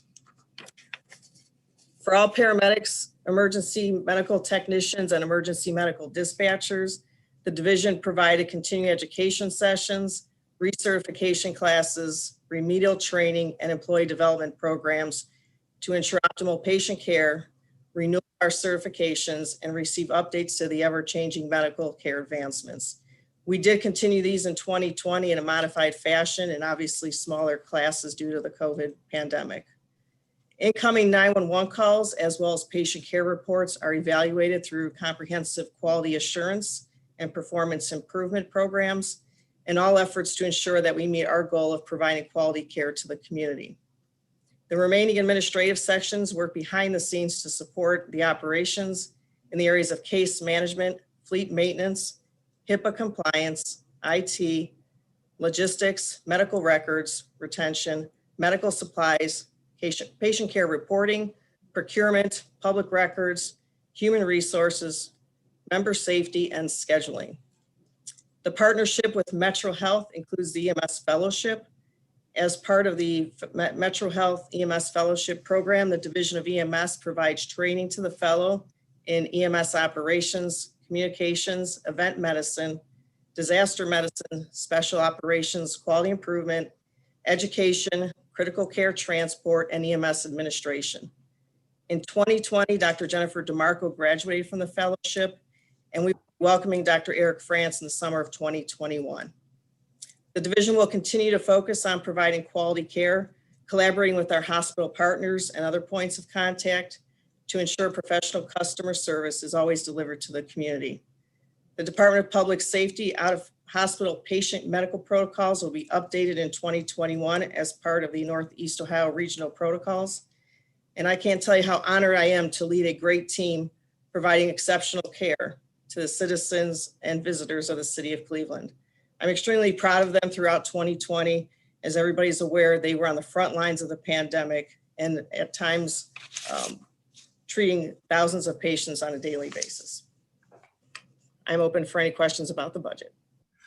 Well, first of all, Commissioner, thank you to you and your team and all of the frontline workers for really being out there, being lifesavers. I tell people this all the time. When we worked on the tax increase in, I believe it was 2016, issue 32, the number one issue everybody really wanted to focus on was EMS services. You know, you would think it would be police and other things, but a lot of people really want to know if they make that call, are the EMS folks going to be there for them? So thank you and your team. I do have a couple of questions that I want to make sure that I answer, and it's around your salaries and wages seem to have gone down about 5%, but your benefits seem to have gone up a little bit. And I know Director Dumas already answered the question earlier about training and professional dues, but why is your staffing down? What is your actual staffing level now? And are you staffed at budgeted level right now? Director or Commissioner? All right, I can answer the question as it pertains to why the full-time number is down. Throughout fiscal 2020, we negotiated successfully all of the contracts, particularly the ones in public safety, which required retro payments, because those contracts are for 19, 20, and 21. In the division of EMS, we actually had 2 contracts open, which made it a 6-year period that we successfully concluded negotiations and paid those payments in fiscal 2020. Okay, thank you. Director, could you add to that as well, Director or Commissioner, about your staffing levels? What is your present staffing level now? And then compare that to what is your budgeted staffing level? To the chairman, we are currently at 279 for EMS. We are onboarding actually in 2 weeks, a group of 13 paramedics. And then we are also onboarding later in March, 8 emergency medical dispatchers. And then obviously we're planning for a class of EMTs shortly after summer to bring our staffing levels up. We are not at our budgeted staffing numbers. We are below those staffing numbers. And we have worked diligently, obviously in 2020 to onboard individuals. But as you can imagine, and as anybody can imagine, hiring during a pandemic is not the easiest thing, especially recruiting people to come work in the middle of a pandemic where obviously the pandemic was killing people and it continues to kill individuals, and people signing up to work this job, it is not, everybody's not flocking to the EMS profession to be a frontline worker. So we've had challenges with the numbers of people that are actually signing up to work. And that's why I say I'm proud of the men and women that have stayed in this division and those who are onboarding during the pandemic. So our class sizes have been smaller, like you had 13 coming up. I also have 3 individuals that are returning. They were reinstated. They resigned and then came back within a year through the civil service process. So they're being onboarded as well currently. And have you returned, I mean, have you come under budget the last couple of years? How much have you come under budget the last couple of years, Director or Commissioner? So if you look into the, look at the mayor's estimate for fiscal year 2020, their actual amount was 33 million in terms of their expenses, 202, and they were budgeted 28,520. And again, that has to do with the 6-year contract. And so that's a one-time kind of anomaly. In the previous year, they came in at an actual of about 28,520,000. I'm sorry, they were budgeted 37,730,000 in fiscal 2020, and they came in at 33,202. So they came in a bit under budget in fiscal 2020. And again, that had to do with what the director identified. And we restored some of that purchasing power, training power, and all of that in fiscal 2021. All right. Well, that's great. So I just want to make sure that, that didn't hurt service delivery. That's what I want to make sure that I understand. Did that mean that you were down bodies, or because I've also looked at stats and I know through COVID and other things that you had less runs, but is some of that because you also had less runs, or how did you actually reduce that number?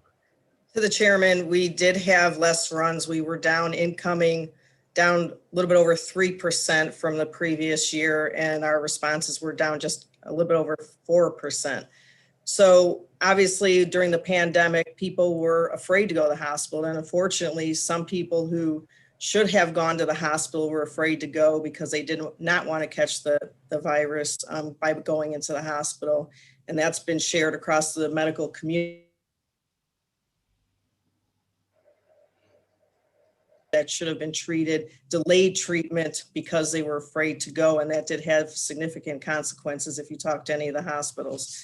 So people were calling 911 less for medical emergencies in fear of getting the virus and going into the hospitals. Okay. The reason I bring that up, because the mayor summed it up perfectly yesterday when he said that, service delivery in government it's about service delivery, not profit.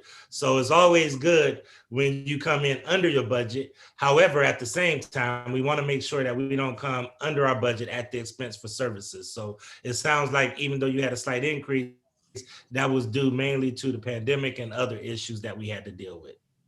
To the chairman, it's amazing when times like this hit, how the employees and the members of the division step up to the plate to want to serve the community and come in and help out because they know that we're down in staff, but they also know we have a community to serve. So I commend them from coming in and pitching in and helping out when there were staffing shortages to make sure that we deliver that service to the community.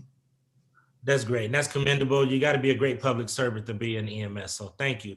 The other question I have before I turn it over to the Vice Chair, Councilman Mike Polinsky, is, it's my understanding, and I want to make sure I understand your process right, that when you first become a paramedic, you have to get, you become a paramedic, or you become an EMS first, an EMS technician. And then you have 3 years to become a paramedic.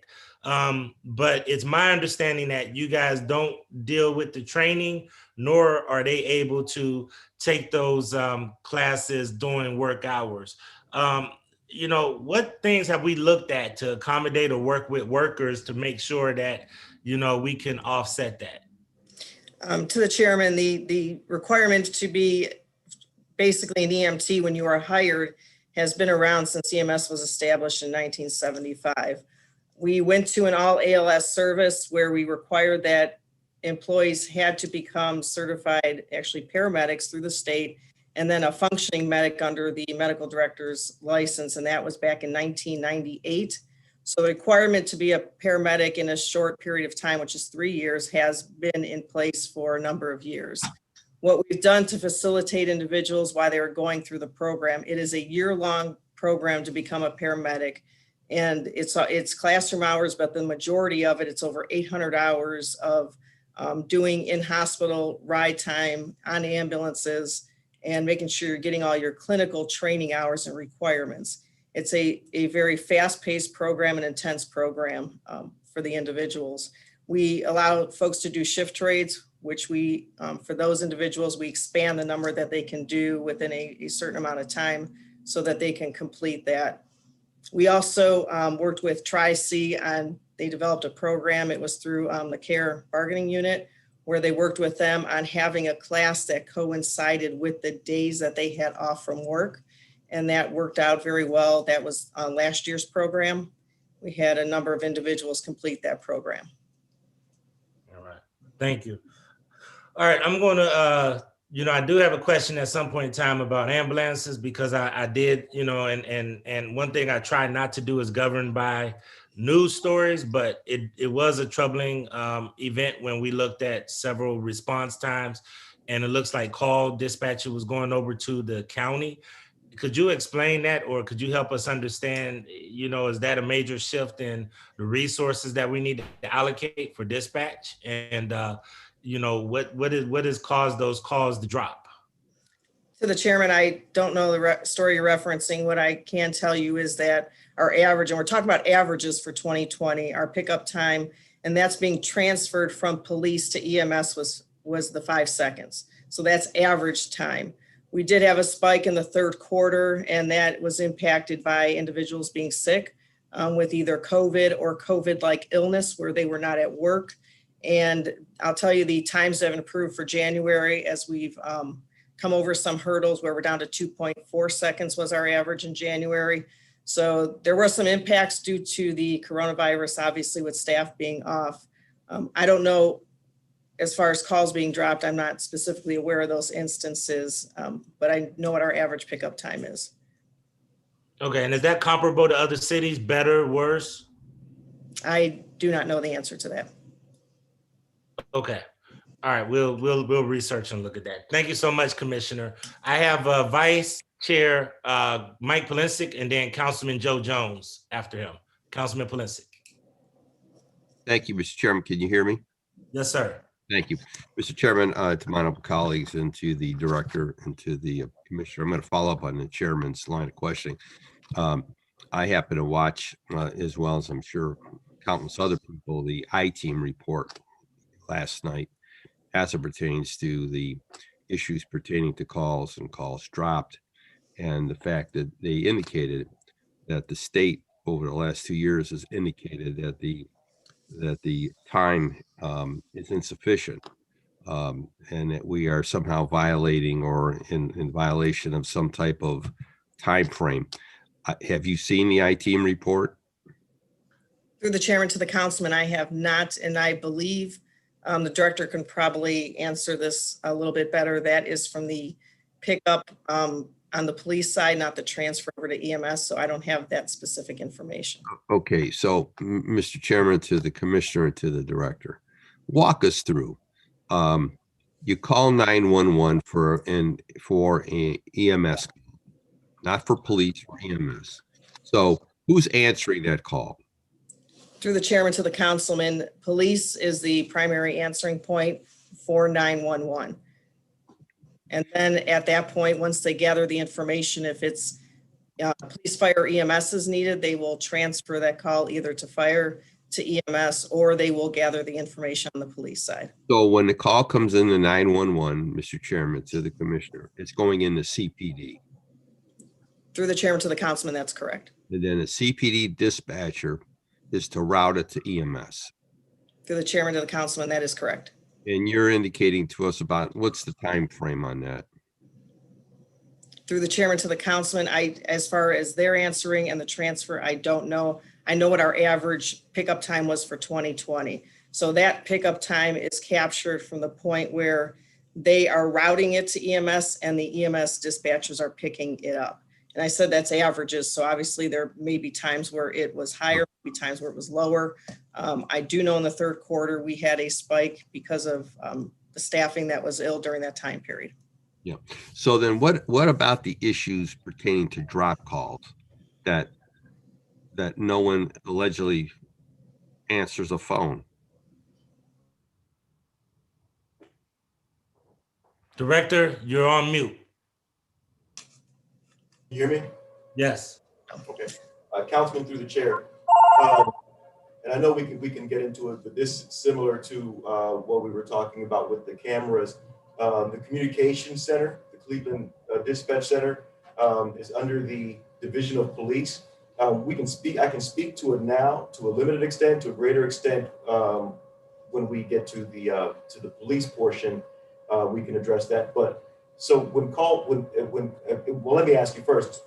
Do you want to address it during the police portion, or would you like me just to touch on it now? Touch on it now since he asked for it, Councilman. Just touch on it, and then we'll go for our director, and then we'll move forward. Sure. Mr. Chairman, if just Hold on, point of Councilman, you cannot just jump in. I'm just saying, What I would Mr. do is, Chairman, what is point your of point? You want a clarification. point of order? What is your Point of point? clarification. You can't just jump in and disrupt the meeting. No, sir. it's not a jump in. It's Robert Rules of Order. It's a point of clarification. What is your Mr. point, Chairman. sir? What is your So point? I'm sorry that the point is that is the distinguished gentleman, Mr. Howard, going to talk about the issue now and some about it later? Because that is an issue that I want to Yes, touch upon Councilman, as that's well. what he's going to do. He's going to touch on Councilman Politic's point now, and then we're going to expound upon it later in the police hearing. Okay. So that was my point of order. Thank you, Mr. Chairman. Okay, thank you so much. Go ahead, Director. Thank you, Councilman, through the chair. So wireless calls that come into the dispatch center come directly right now to the Cleveland Division of Police Communications Control Section, CCS. When those calls come in, they come into a call taker who routes it to the appropriate dispatcher for the appropriate division. Over the past several months, there has been some communication with the county about Cleveland answering the wireless calls within a time threshold required by the state in order for funding to come into Cuyahoga County, which helps facilitate the operation of the Cleveland Dispatch Center. Now, these and I don't have the figures in front of me, but it's answering a call 90. Well, I don't want to mistake the percent, within a certain percentage, like 95%. And I can get that information for when we get to the police section, so I can give you the accurate figures. But there has been some difficulty in the answering of the 911 calls and meeting that threshold in the past. We look back to 2015. There's been some issues with answering those wireless calls, with the system itself that facilitates the calls going down, and with other complications that are more technical, and IT can speak to that when we get to the police section.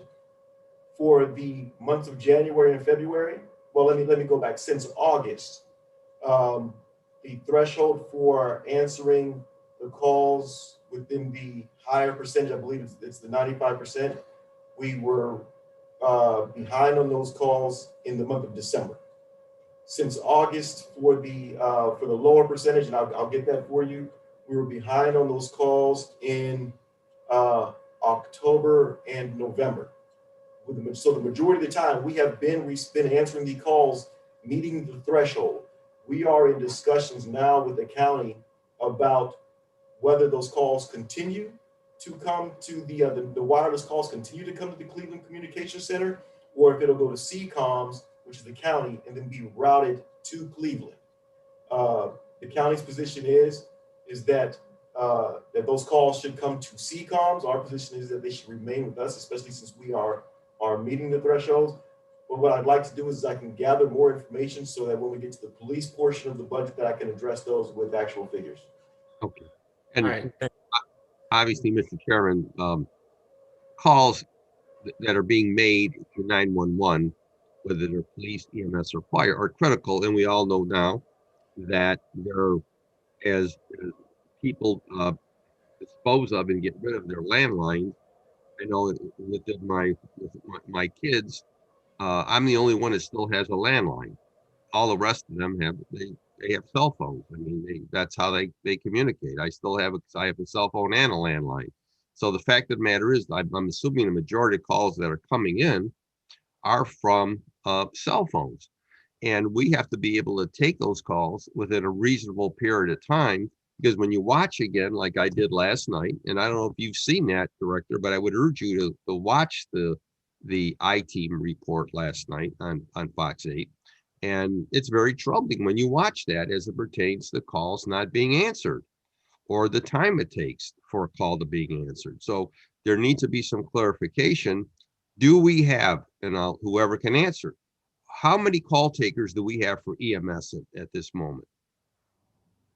Hey, through the chairman to the councilman, this morning I have 8 on shift, and the staffing levels to have 7 to 8 on a shift at any given time.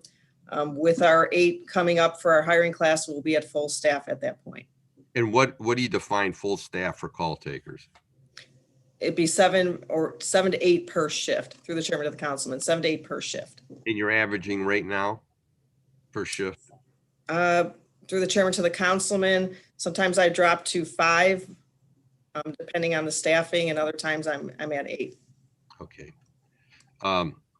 Obviously, we all, we know how critical that is as it pertains to call takers. So those people will be brought on when? Through the chairman of the councilman, we're shooting for March 22nd as a start date. And also through the chairman to the councilman, we worked with the union where we did cross-train some of the field folks to actually take 911 calls. A small group that when we have staffing shortages, understanding the critical need to answer those 911 calls, that we have staff trained to supplement the dispatchers as well. So educate us all. Is it because people left, retired? Why are we having this problem with call takers? The chairman of the councilman, it's attrition, and it is a very challenging job. Some of the staff that we're getting and we're training them, they're finding out that it's not for them. It is a constant, how can I say this? A constant stimulation of calls coming in. It is a very, very difficult job. And I won't say it's a thankless job. Obviously, we appreciate the dispatchers. There's a lot of information coming into them. They are the first point of contact with EMS. So they're getting people at a hysterical moment when things are not going well. They're not calling us because they're having a good day. So, people are very emotional. It's draining on the staff up there. So you have to have the right mindset to understand and calm people down, and to have means outside of work to work through those experiences. And we work through folks, but they're also giving them instructions on how to care for somebody. So some of the calls go a little bit longer. If you have somebody that's in cardiac arrest, obviously they're giving instructions until, the fire first responders arrive. And then they're also dispatching the ambulance. So it's multifaceted. You have to be able to pitch in as a team and help each other out. So if you're not taking a call yourself, you're helping out your coworkers, whether it's calling police for assistance or getting units in service at the hospital. So, it's 24 hours a day, 7 days a week that they're working hard. Okay, Mr. Chairman, to the commissioner, are the call takers EMTs or paramedics? Through the chairman to the councilman, they are not. They're emergency medical dispatchers. And as you're aware, back it was 1998 when we went to the civilian call takers. Used to have EMTs and paramedics up there. We transitioned to civilians at that point. Another thing that we did through the collective bargaining agreement, they just went to 12-hour shifts December 28th. So, that is helping with some of the staffing. They're working 12 hours up there, and I think it's ideal. They do like it. So hopefully that will help with some of the staffing challenges and people wanting to come in and do the job. Thank you, Mr. Chairman. Mr. Chairman, and to the director and to the commissioner. It goes without saying how important EMS was. I came in when EMS was still in its infancy. Because in the day, unfortunately, someone who needed transport or had a medical emergency, they were thrown in the back of a police station wagon.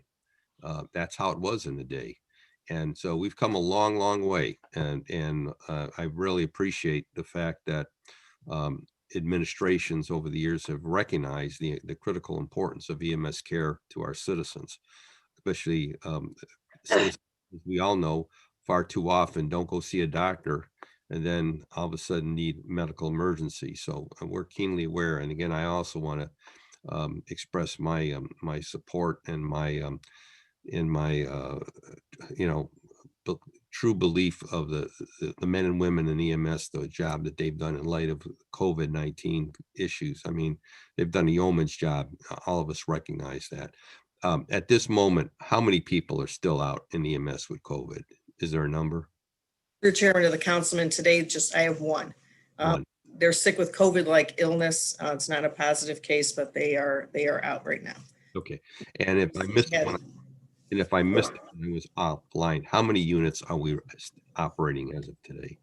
Today, we're through the chairman of the councilman, we're at 25 ambulances this morning. 25 ambulances. Okay. Okay, Mr. Chairman, I hope when we get into police and the whole issue with dispatch, and I would urge the commissioner, I would urge the director to watch the I-team report from last night because it was troubling. And anyone watching, any Cleveland resident watching it, I'm sure they were all alarmed after seeing that report. So we need to make sure that we have proper dispatch, because they stated again that we have come up far short as it pertains to the state standards, and that was made loud and clear last night. So again, I would urge you to take a look at that report and hopefully be able to respond to us collectively accordingly. Thank you, Mr. Chairman. Thank you so much, Councilman, and I appreciate that, because at the end of the day, we get the questions and we get asked, and if we don't have answers or at least are in the ballpark, then our citizens and our folks get a little bit testy with us. So thank you so much, Commissioner.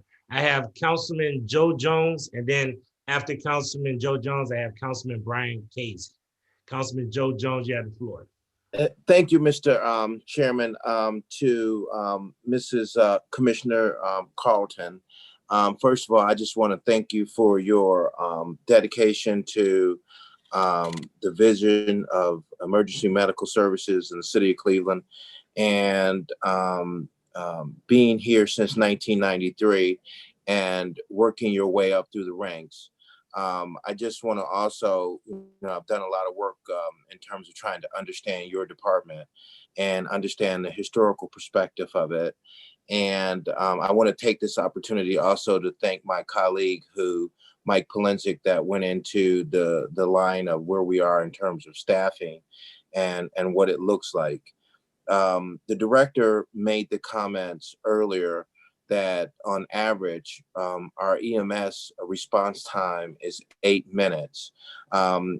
Is that 8 minutes, more or less due to, have we had better response times than 8 minutes in the past, Mr. Chairman, to the commissioner? Commissioner? Through the chairman to the councilman, for our life-threatening calls, I recall that we were at 7:19 to 7:54 at times. So just under 8 minutes is a target goal for our life-threatening emergencies. And we, barring bad weather and snowfall that can increase the response times, we've done our best to maintain that response time for those calls. And this year, in terms of our calls, in terms of patients, how many deliveries, how many on an annual basis for last year were we able to take patients to hospitals? What's that number? For the chairman to the councilman, we transported last year a little bit over 73,000 patients to the area hospitals.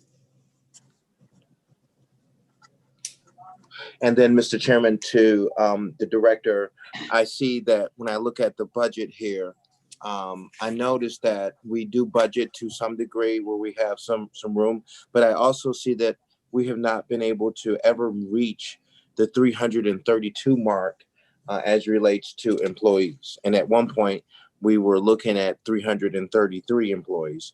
And so now the question comes to, we have 279 employees currently on staff. And you stated earlier in your statements that we're going to add another class on, or we have it in the box or the queue of 13 plus another 8. Is that correct? Through the chairman of the councilman, 13 paramedics are coming on board. Those will be new hires. We have 3 rehires also coming on board for the month of March. The 8 additional are emergency medical dispatchers. They will also be coming on in March. And then the other attrition that we have, the other vacancies will be filled through initial hire, where we will train them to be EMTs later around late summer, early fall.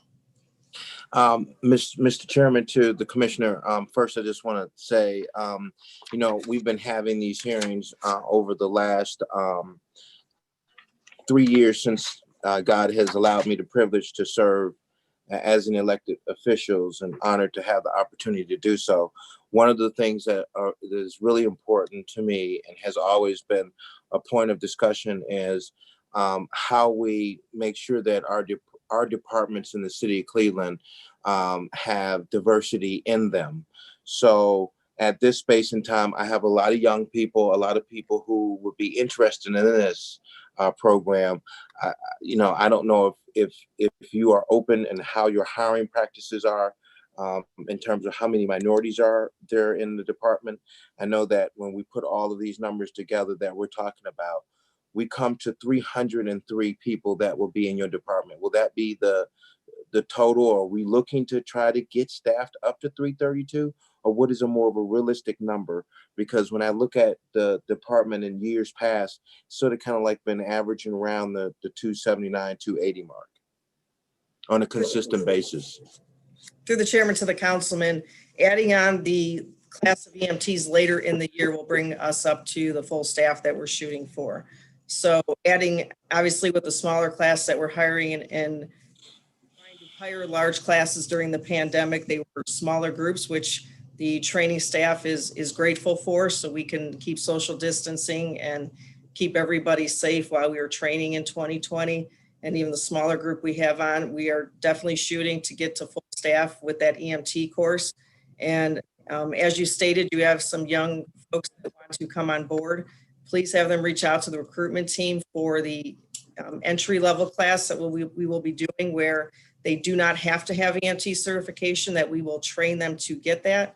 So if they can reach out to the recruitment team and to get on the list for that when we post it, which And what is that number they can call? Through the chairman, director.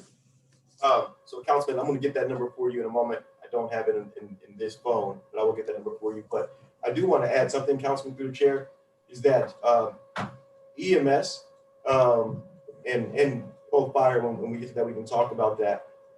But these are careers that folks don't often think about when our recruitment team goes out talking to these people. They've never really considered or were introduced to why take a career into these two divisions.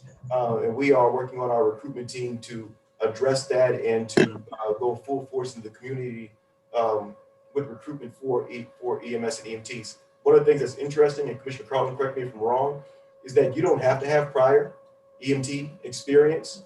We can recruit, you can come on, and then through the training, you will get the experience and resources you need to join EMS. Through the chairman to the councilman, I actually have a number for them to call. Through the chairman of the councilman, it's 216-623-5233.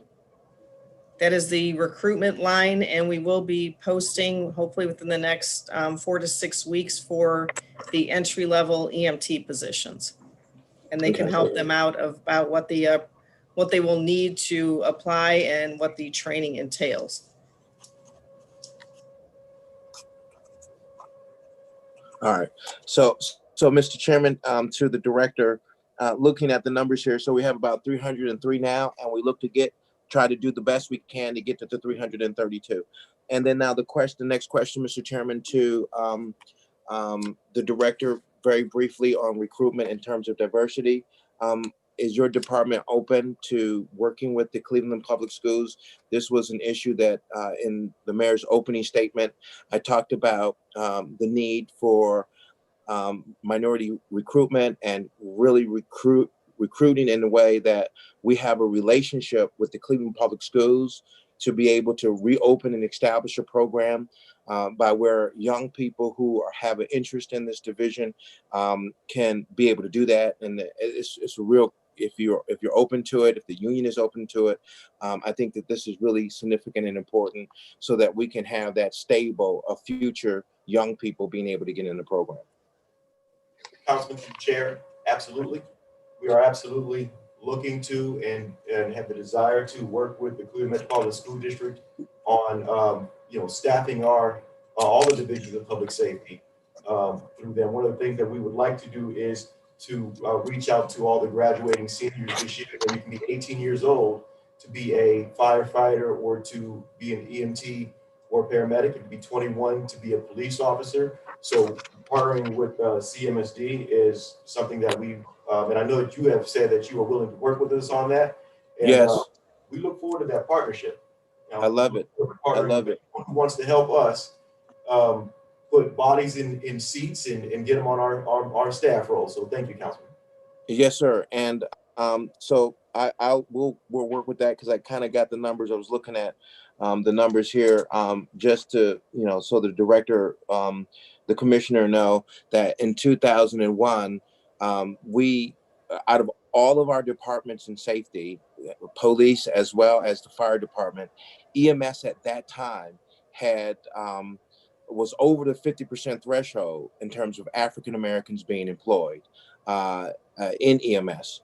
And so one of the things that our chairman talked about in his opening statement, which is really important and significant that we have to address, which is a hurdle for minority employees, is that we have to, as the city of Cleveland, I don't know if we could find that somewhere in the budget as we move along, the training requirement necessary.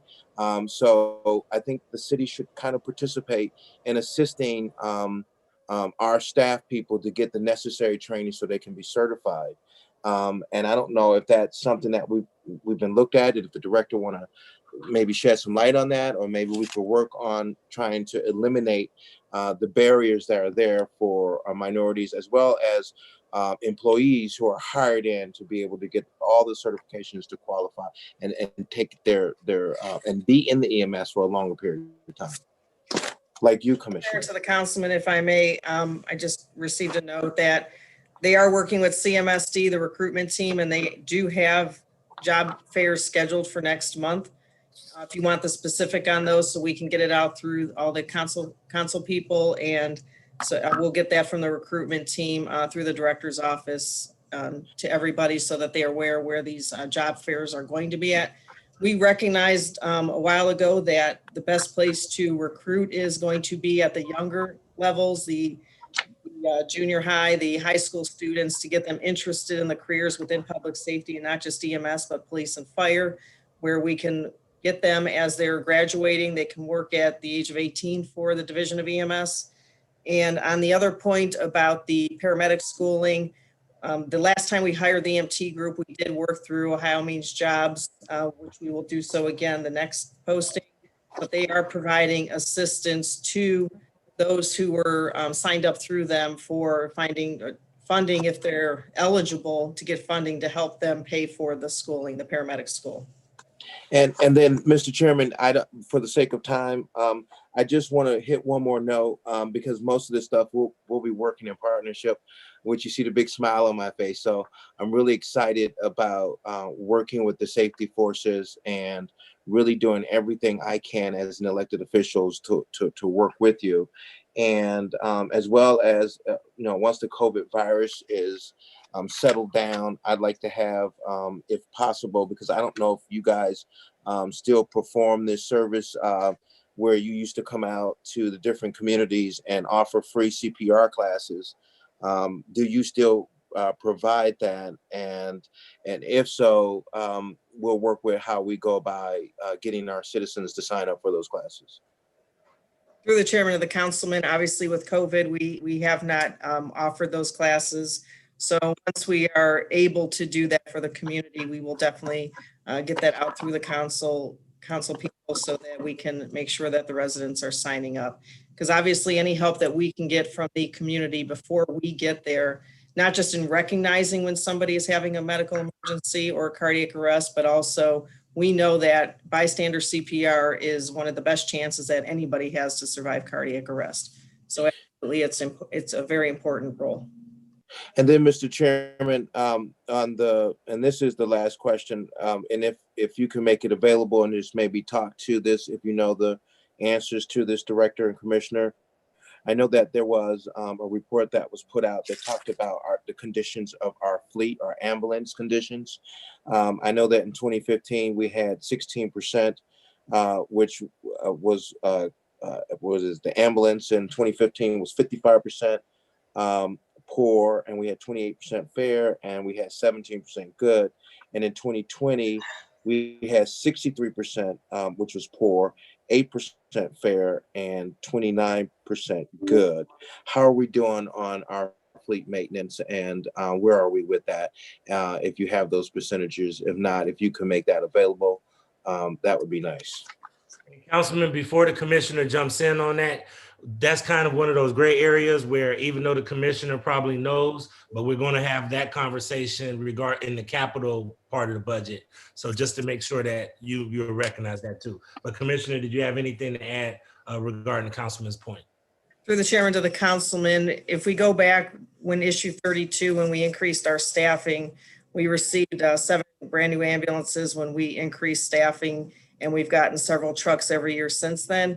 I always defer to motor vehicle maintenance when it comes to the condition of the fleet and the maintenance of the fleet, as they have the records on that. So motor vehicle maintenance, I know when they come to the table, can assist with that. And then, Mr. Chairman, again, thank you for your service. Last one. Yeah, no, Mr. Chairman, I am wrapping up. So, Mr. Chairman, to the commissioner and to the safety director, thank you for your service. It's really nice to know that, you know, after talking to different EMS employees, that they're working with you and that you guys have a better working relationship than what you've had in the past. And I just had flowery roses that were given to me. So it's always good to see everybody, you know, working together and on the same page. And I really appreciate you having flexibility in your leadership style to be able to build those bridges necessary in order to move our units and our system of EMS services forward. So again, thank you again for your leadership, and thank you, Carrie Howard. All right, thank you. I have Councilman Brian Casey, Councilman Bashir Jones, and then Councilman Charles Slight. Councilman Casey, you have the floor. Thank you, Mr. Chairman. Because Director, our Chief Dumas is looking bored, I'm going to go back to the budget on some things in the budget book. Under materials and supplies, we're down on medical supplies, but up on pharmaceutical supplies. Can we get an explanation or the difference between your medical supplies and your pharmaceuticals? Through the chairman to the councilman, the medical supplies that we have are actually disposable medical supplies. And in 2020, obviously the need to purchase all the equipment that would keep the personnel safe increased tremendously during COVID. And the pharmaceutical supplies are the medications that we use on the individuals. For 2021, with the new protocols coming in, we do have new medications that we will be using to provide enhanced level of care to the community. So that's where the difference is on that. All right, and then under the medical supplies, was any of that covered by COVID relief money? Mr. Chair, to the councilman, first, I am not bored. I said, I know you weren't. I know you're not bored. I'm not bored. And yes, there was a refunding, as you well know, from the CARES Act that covered some of our costs that were associated with some of the requirements of COVID around the masking, social distancing, protective shields, plexiglass. So yes, some dollars were reimbursed to the city for those. Okay. And then to the chairman, to either the commissioner or the chief, maintenance contracts, are those maintenance contracts on our fleet or on our building? Through the chairman to the councilman, the maintenance contracts cover a lot of our medical equipment, our cardiac monitors. It covers our cots, our stair chairs. That also includes software maintenance for our patient care reporting. So that is not maintenance on vehicles that would be reflected under interdepartmental. It's maintenance contracts that we have in order to maintain the equipment that we have and the software that we have. All right, so then under the equipment that we have, to the chairman, to the commissioner, that doesn't come under other contractual services. We're not contracted with anybody to provide whatever, like the boards or the gurneys or anything like that. All that comes under maintenance contracts. Through the chairman to the councilman, the goods that we purchase, if it's the backboards, which are not disposable, would be considered medical equipment. Okay.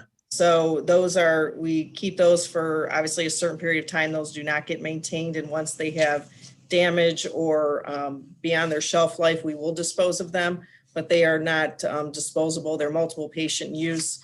The maintenance contracts are the equipment that we have that a technician would come in and provide service or updates to the equipment. which we definitely have to have a maintenance program on all of our medical equipment and the cots and stair chairs that we use for putting the patients on. So that's where the. Okay. And then if we can go to page 281 in the book, it looks like there may be some sort of typo under technicians where it says emergency medical technician.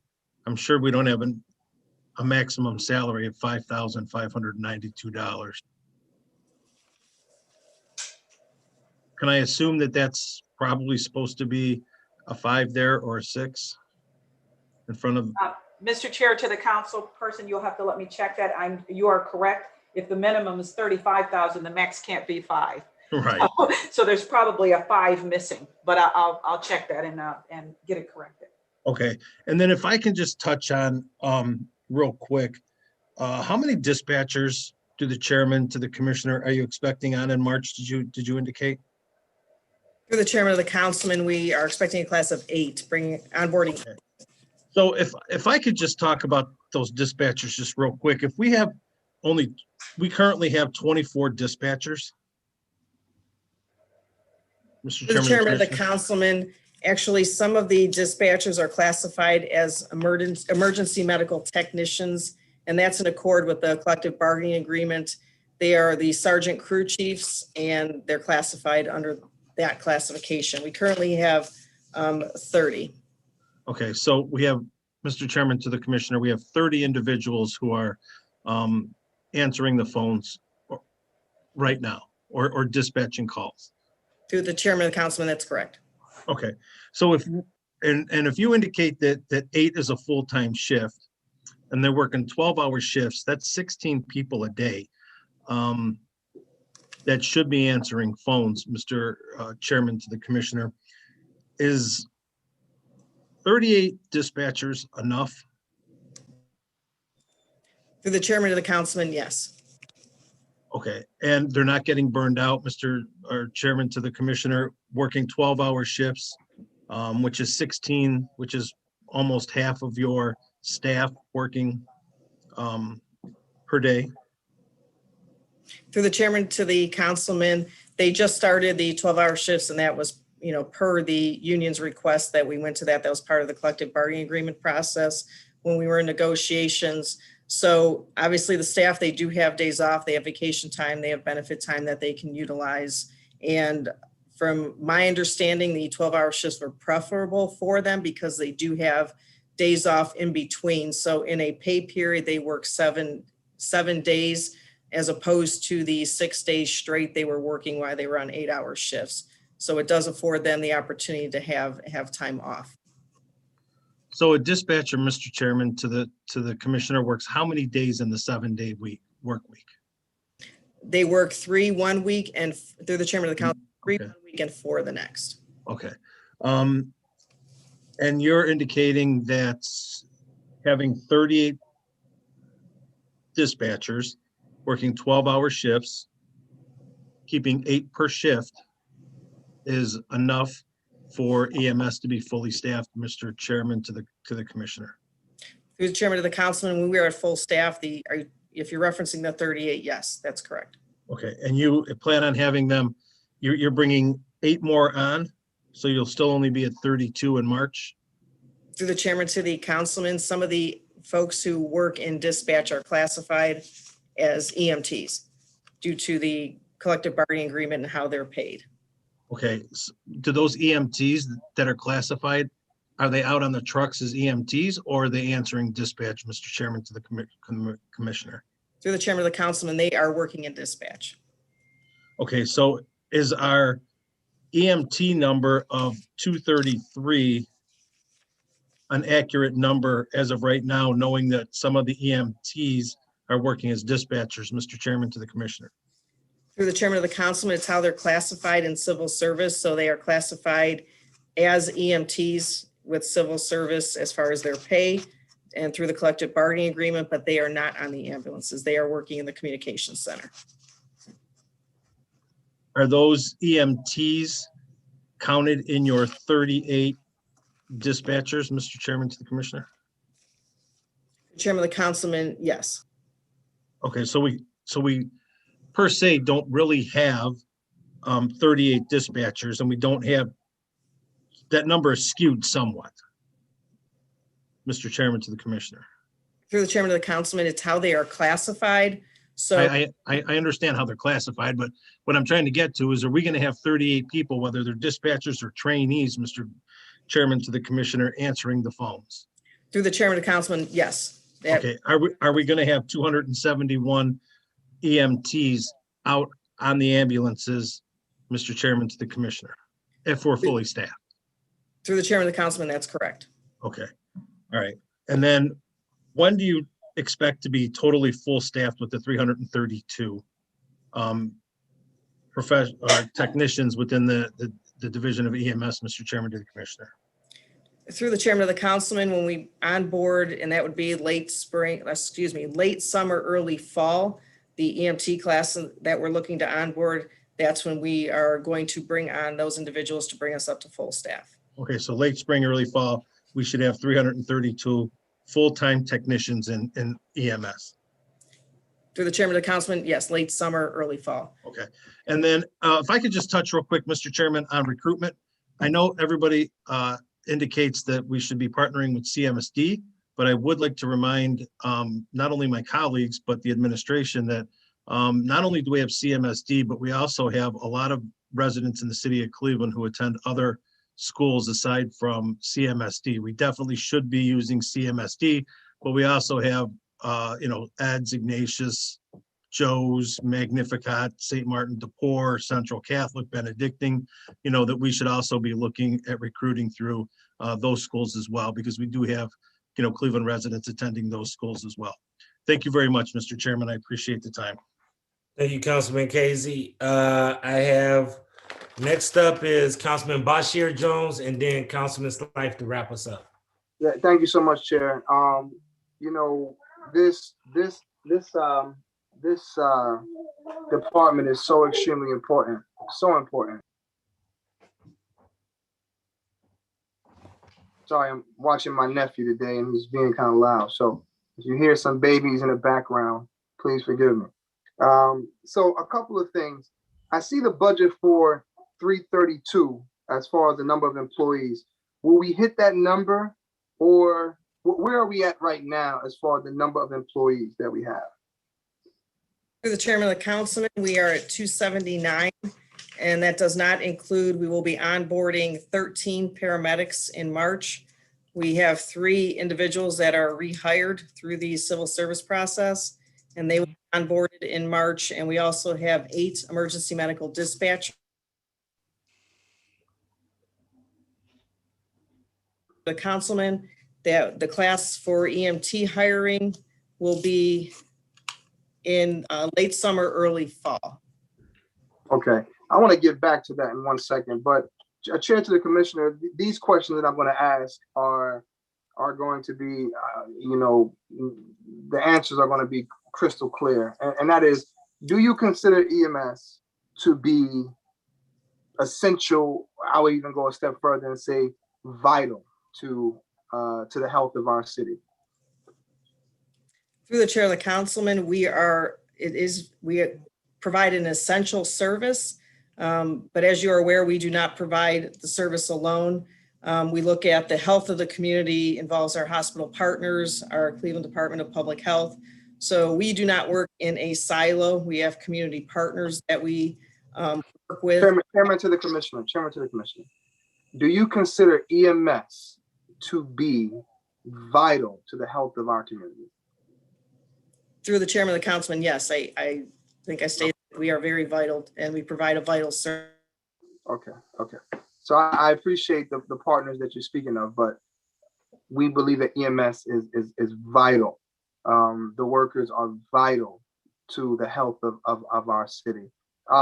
Chair, to the commissioner, when you look at, for example, knowing that this is as vital, I would say it's as vital as police, as vital as fire, but we see that there is not the same pay grade as others.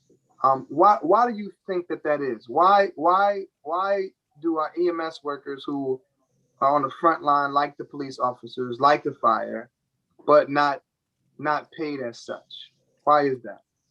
Through the chairman of the councilman, I don't know if you've had a chance to review the last, we did go through 2 contracts with the care union that we negotiated and actually resolved in 2020.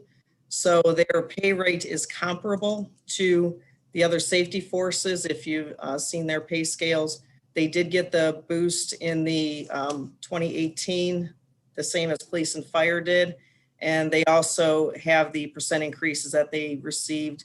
And as Chief Dumas stated, it was 6 years worth of contracts that we brought upward in 2020 for the frontline folks as well as dispatchers. Right. Well, sit down, man. Thank you so much. Thank you so much. Interesting. All right, I'll leave from there and then I'll come back to that a little bit later. In regards to the fleets that you have, how many fleets, how many vehicles do you have in your possession? For the chairman of the councilman, as far as frontline ambulances, we have a total of 39. So that would include the 25 frontline and then the 14 spare vehicles that we have. And on an average vehicle, you know, I mean, because these vehicles move around a lot. So, you know, how would you consider these vehicles that you have? What percentage of them need work, need to be new, need to be fixed? To the chairman, to the councilman, I will defer that to motor vehicle maintenance as far as the condition of the fleet and repairs and the work orders that they have when they come up. Chair, I would like to ask you and for every other chair to just consider this, that we can't be okay with our commissioners and directors just saying they don't know or that they don't have information. And I'm not saying the commissioner here just said that, but just to be able to say we don't know rather than we'll get the answer for you is just, you know, you should come to the table at least having an understanding of simple questions and not being able to answer it or even saying that we will get the answer for you is kind of condescending to me. And So, Councilman, Chair, I hear your point, but just as an aside and to make sure that you understand, earlier we did let everybody know that most of those vehicle requests are done through capital and the vehicle fleet maintenance. Even though director, chief, and others may have input and may have a snapshot of what they would like to see, the real cause or the real condition of the vehicles will come up under motor vehicle maintenance. And I know understood, Chair. But I hear your point about making sure that they do answer questions. Well, on that point, Chair, if you're running a department, you would know if your vehicles need some assistance, right? I mean, I wouldn't have to defer to anyone to know. I mean, if I have employees who are working with me, who are going out, they are in these vehicles every day, I'm sure that even if I can't give you specifics, I would know that there needs to be some extra help, with those vehicles. You don't think so? No, Mr. Chair, to the councilman, what we try not to do at the table is to give you a partial answer or a guessed answer or an assumption answer. There are certain areas that are responsible for certain things, and they can give you the factual content.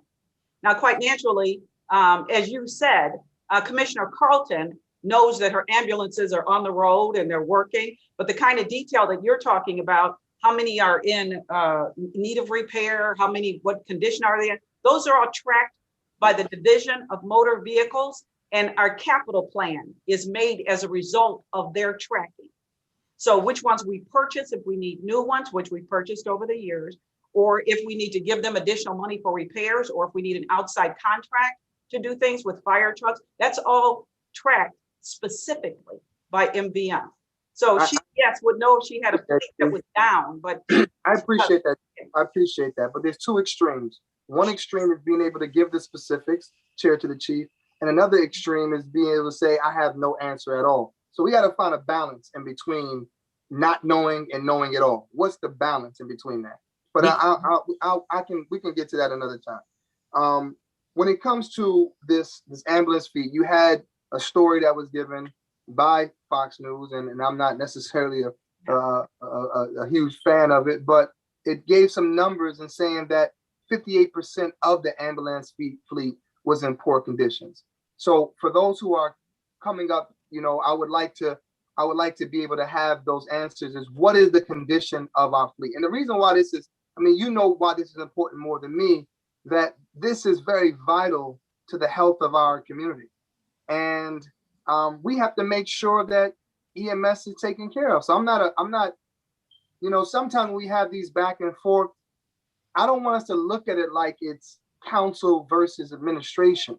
Like we all agree on the same thing, but we may disagree on the application of what we're talking about. And we just want to get information because, I have residents who come to me and who have been in the EMS trucks and who have complained that there wasn't enough equipment or it wasn't this or it wasn't that. So these are concerns. And when we say, I just don't know, and then we don't really get to that answer. And all I want to do is be able to get to an answer. I close a little bit, Chair, to say that, when I think about EMS in particular, I ask you, Chair, to the Commissioner, when we are, paying for, people to go through training, do we have something in place that when they're getting trained, that they don't get the training and just end up leaving? Do we have anything? Can people just get trained and then say, I don't want to work for EMS and end up going somewhere else? And Councilman, if you don't mind, that was actually something that Councilwoman Santana and a couple of other council people that might actually have to leave. So that question that you're asking will actually answer the question for about 3 other council people that might have to step away. So just want to add them onto your question. Okay, and I got your Santana, so yeah. That's good. Through the chairman to the councilman, there is no retention agreement. There has been discussion that they are looking at retention agreements for individuals who are trained, but the current time there is not a retention agreement for personnel. Okay, interesting. Chair to the chief, do you believe that we are investing enough in EMS? Mr. Chair, to the councilman, yes.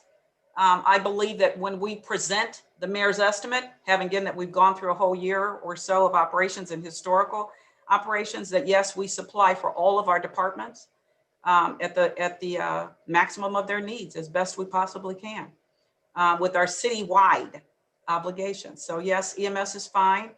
As I've said, we've purchased a number of new vehicles, more so than we have in other departments over these last 3 years for them.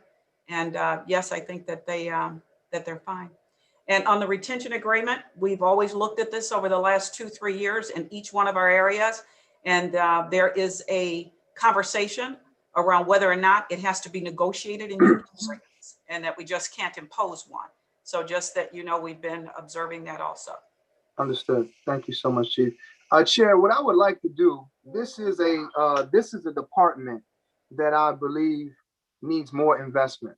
I think it needs more investment in its equipment. And I've seen the trucks myself. Now I'm not a mechanic, but I can look at something and tell that it needs some upkeep, and I just believe that this department needs more development. And I would like for us to consider as a body figuring out how do we give more resources to this department in regards to equipment, in regards to even taking a look at the amount of time that it takes from application to hire. What are we doing there? Because this is a vital service to our community, EMS is. And if they're not taken care of, then how can they take care of the people that they're picking up on an everyday basis? We just have to invest more. And I think that goes into my conversation about us being proactive and looking at ways, listening to EMS workers, listening to the community and say, hey, how can we bring more support to this department? So listen, Commissioner, I thank you for your work. Listen, I can't imagine the job that you're taking on every single day to take care of our community. So these questions is not in opposition to you, it's in support of you to figure out how we can support the workers and employees more and how can we ultimately support a healthier city. Thank you, Chair. Thank you. And Ms. Tilly, can you put that down as one of the items that we can discuss when council comes together to discuss any reconciliation items, okay? Thank you. I have Charles Slife to wrap us up, and then we're going to move to the next segment. Mr. Slife. Thank you, Mr. Chair. And I like a lot of my colleagues, I do also have questions on motor vehicle maintenance, but I'll hold those on until the appropriate time. Commissioner, thank you for joining us today.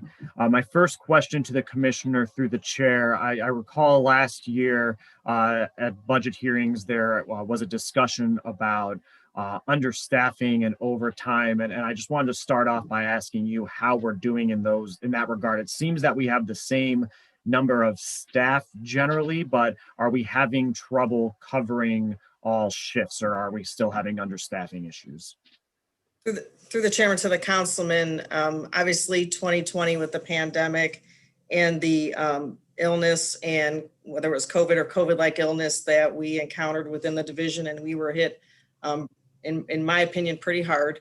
I will have to say that, the members of this division stepped up to the plate to provide the service to the community, and I can't stress it enough. And they continue to do so with assisting the Department of Health and administering the vaccine.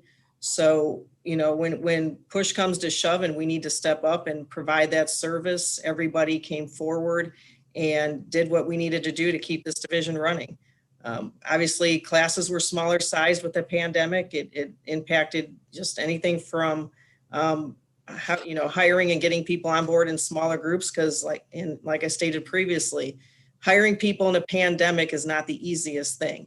And it's not for the faint at heart, coming into public service, knowing that on a daily basis, you will encounter, whether it was the first COVID positive person in the city of Cleveland that we transported to the hospital, to the hundreds that we take care of every day who are COVID positive and not COVID positive. So we have to keep everybody safe.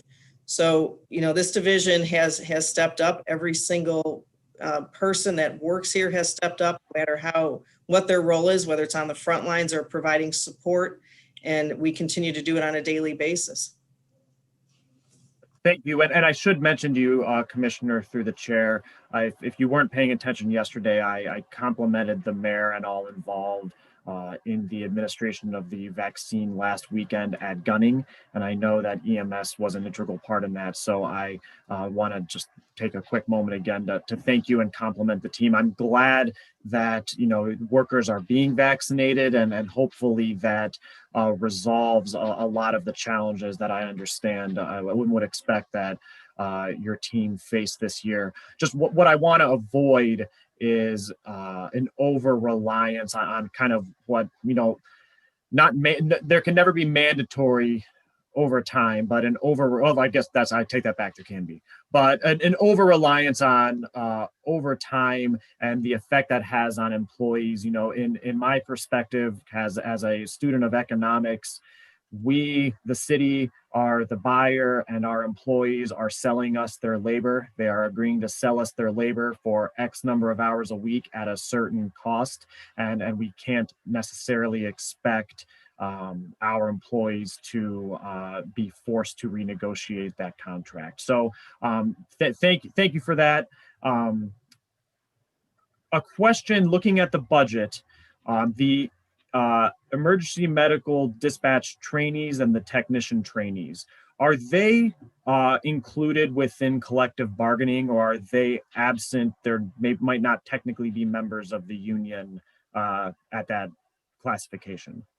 Through the chair to the councilman, the rates for their salary are negotiated and they receive the benefits, but they do not pay dues until they are off probation. So they aren't afforded under a probationary status, they aren't afforded some of the collective bargaining agreement items. Thank you, Commissioner. Obviously, council was not engaged in the collective bargaining negotiations. I respect that they've been wrapped up, but just a passing statement is that, we hear a lot in the news about, fight for 15. 15's kind of that magical number, and maybe it has to do something with alliteration. But $15 an hour adjusted for inflation, it isn't that much money, and I hope that there's an ability in the future to raise that, especially since we're seeing these EMT trainees to also absorb the cost of that paramedic training, which I understand can go about up to $8,000 a year. So at $15 an hour, just rough math, that's 13 weeks of gross pay. And it just, to me, if I were in that situation of trying to work full time while also going to school part time, that seems like that could contribute to burnout. And to Councilman Jones's point about, are people who are hired into the city of Cleveland, is there any way to keep them here? I worry that might be an instance that encourages kind of people to leave and go somewhere else where maybe the pay is more competitive, but now they've gotten the skill kind of through our process. So I'll leave that there because I know that's a negotiated figure, but this is perhaps that changes in the future. Another question to you, Commissioner. What are our current ambulance rates? What are we charging for an ambulance ride? Through the chair of the council, I'll defer to, that goes through EMS billing. The billing is done separately. EMS provides the service for the front line, and all of our billing is done through the Division of Assessments and Licenses. Mr. Chair, to the councilman, of course, the commissioner is correct.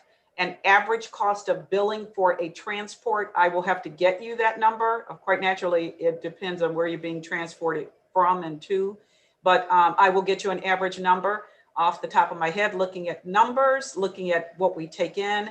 I've seen average bills around $390, but I need to check with assessments and licenses to see. Because of course the billing requirements are regulated by what we can recover from insurance and supporting agencies that pay for those rides. So, thank you, Chief. And you kind of fed right into my point. I've understood that our ambulance rates are much lower than other large cities. That Chicago may do up to 2,000. And I had mentioned yesterday in my comments to the mayor that I'm looking for all opportunities to increase revenue. And to the commissioner, could you, on an average day, how many ambulance runs? I know it's going to ebb and flow, but just if you had to put down a number. For actually calls that we respond to the scenes, we can be anywhere from 230 up to over 300. And as you're aware, not all of those result in a transport. Let's $13 million last year in revenue, and let's just say 150. So that's 86,000. Just doing some math over here. I'm trying to figure out why we don't increase the rate, just even a nominal amount, that if you were to raise it by $50, $100, are you able to bring in that much more revenue, which could come back into the division? And I understand that there might be some sort of apprehension because there are people who are low income and might not be able to absorb that. But my hunch is that the city is going to have to write off that cost for people, regardless of it's $250, $500. They don't have the ability to pay. But to me, if the majority of this is being charged back to insurance companies, why are we protecting the poor old insurance company and not trying to maximize what we can get back from them? okay. Mr. Chair, to the councilman, there's actually a couple of items that happen with billing on the part of the city of Cleveland, whether it be EMS billings or billing for vacant lots. We cannot recover because we're a municipality. We cannot recover more cost than we have incurred, okay? And so there are different scales, like you mentioned Chicago, where the cost of living is tremendously higher than us. There are different scales for different states and different rules and regulations, but on the part of the municipal corporation, we can only charge back our cost. We can't build into, and I hear what you're saying, and I know you're looking for new revenue, but we can't build in a profit margin on, say, permitting fees out of building and housing or ambulance runs. We can't build in a profit margin because we are a nonprofit. In terms of the insurance companies, they do have ceilings that we can bill them for. So if we send them a bill for $2,000, just like your own personal insurance, if they say, no, this is all we're paying for that, this is the price that is the right price, then we don't get to get that money from the insurance company. And if we bill more than the insurance company can pay, then that difference falls to the individual. And yes, we write them off maybe, but we have to follow some process that shows that the person is indigent, which requires them to bring us a bunch of documents, okay? And that we have to research. So it's not an area where we can arbitrarily raise the fees. Insurance companies will balk. If you recall, when we were trying to, I think you were here then, when we were trying to recover cost of accidents. Remember, we were having accidents on the highway, and then we were trying to recover the cost of our response to the accidents, fire and EMS, from the insurance companies. And they lobbied to cut that out as an allowable cost, because that's your municipal responsibility, is to respond to ambulances. So we're at it would be in conflict with what is our public municipal responsibility if we try to build in large profits to billing cost. Thank you, Chief. And I'll move on to the next point, because I know it's not, since it's a revenue portion, it's maybe not as urgent to, the passage of the budget. But would I be able to receive, or would council be able to receive whatever analysis was done to come down to, or whatever calculation is used to determine the billing cost? Absolutely. Absolutely. Yeah. And just to, I would want to make sure that that's up to date. I know that there are, it's shocking to hear how much an ambulance ride costs, but when you build in all the motor vehicle maintenance and all of the, just everything on top, all the equipment that has to be on board, $400. I just want to make sure that that's not an out of date figure. And that's perhaps that's my out of date figure, but I will find out the average cost for you when I talk to Commissioner Stevens in assessment and license. Thank you. My final question, Mr. Chair, and this is sort of related to dispatch, but I guess it's more radios.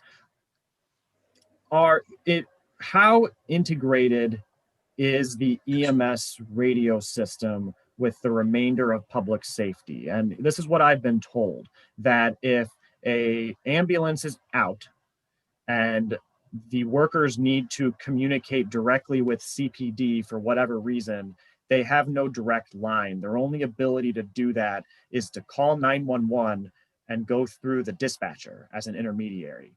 Is that the case? I hope it's not. Through the chairman of the councilman, we have talk groups that they would have to switch over to.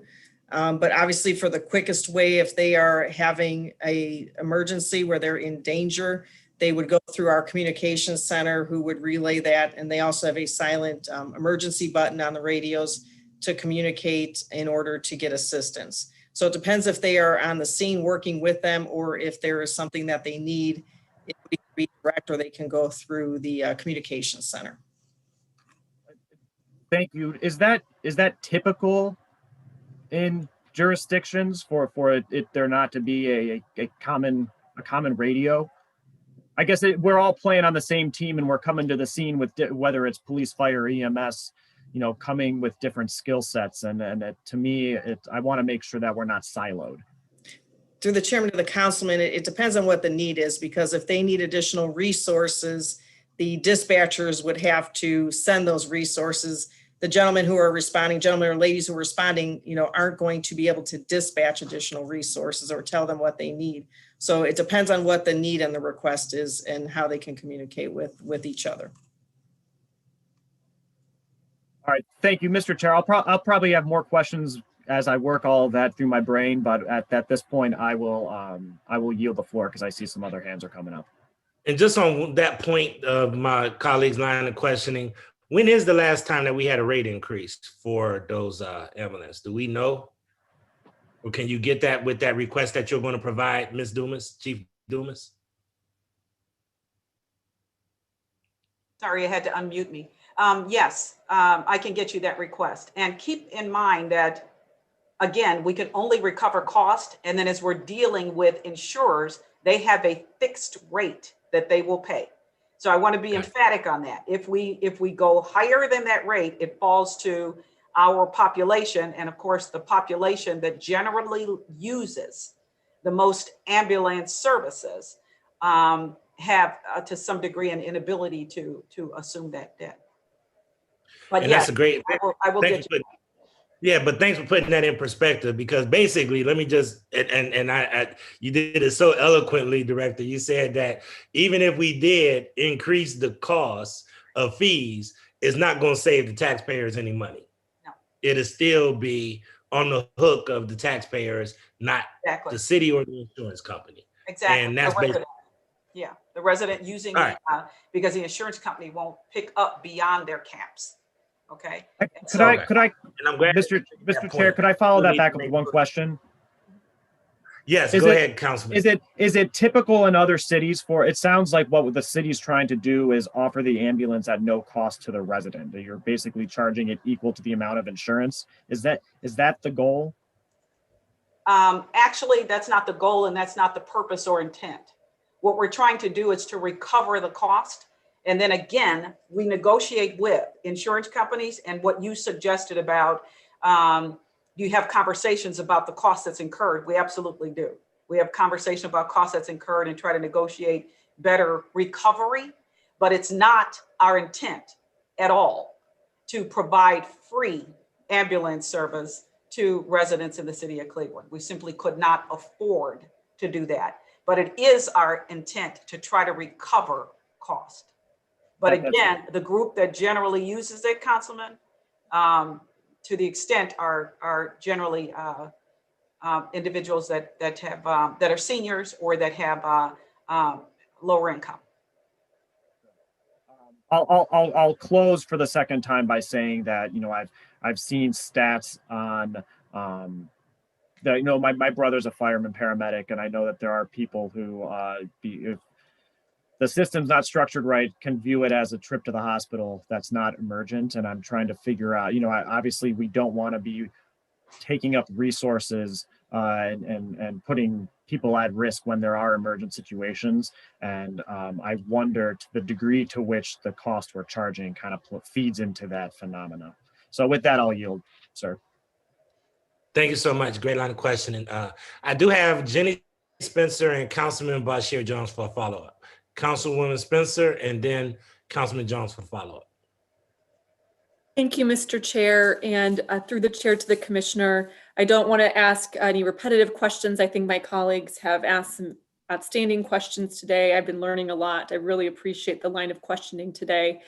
I note that a really recurring theme is staffing. A lot of questions and concerns about staffing, and you've explained how the plan to reach full staffing.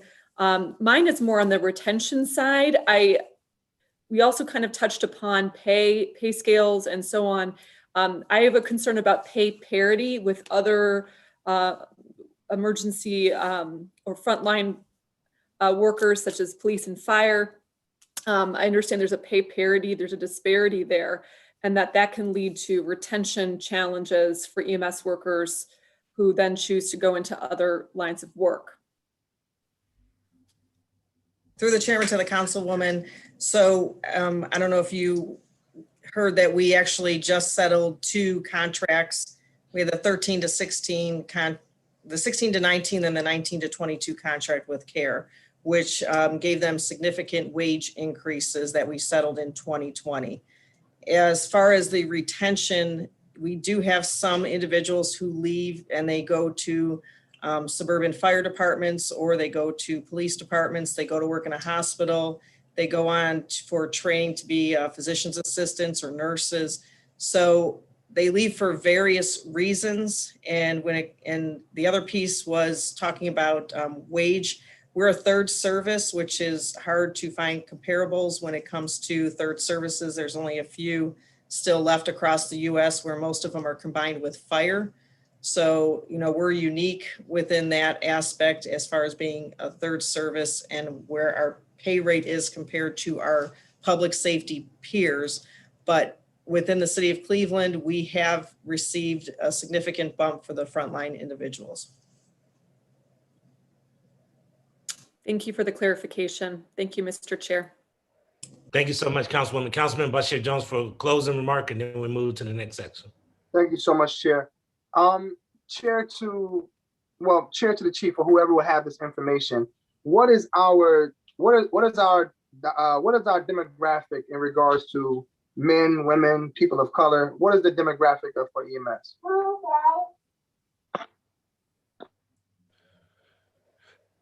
Director, Commissioner, do you have that information? I do know that, I believe you sent that the other day, but do you have it in front of you right now? Commissioner Carlton, do you? Sure, give me a moment. Or I think the director. Yeah, I think the director would have it. Yeah. And Director, I believe that information is what you sent to us in Dropbox, but can you give that to Councilman Jones now if you could? I want the public to be able to hear it. So they may have sent it in the Dropbox, Chair, but I got you, Councilman. I got you. I got you. Go ahead, Director. Through the chair, the councilman is, because I have the numbers. I don't know if he's muted. Go ahead, Commissioner. Okay. Through the chair, the councilman, for females, we are at 37% division-wide, and male 63%. Our diversity, we are at, if I add all of them, about 30% minorities. all right. I want to be more specific when you say that, if you don't mind. Because when you say minorities, I don't know what you mean by that. When you say minorities, what does that mean? I include the African-American, which is 26%.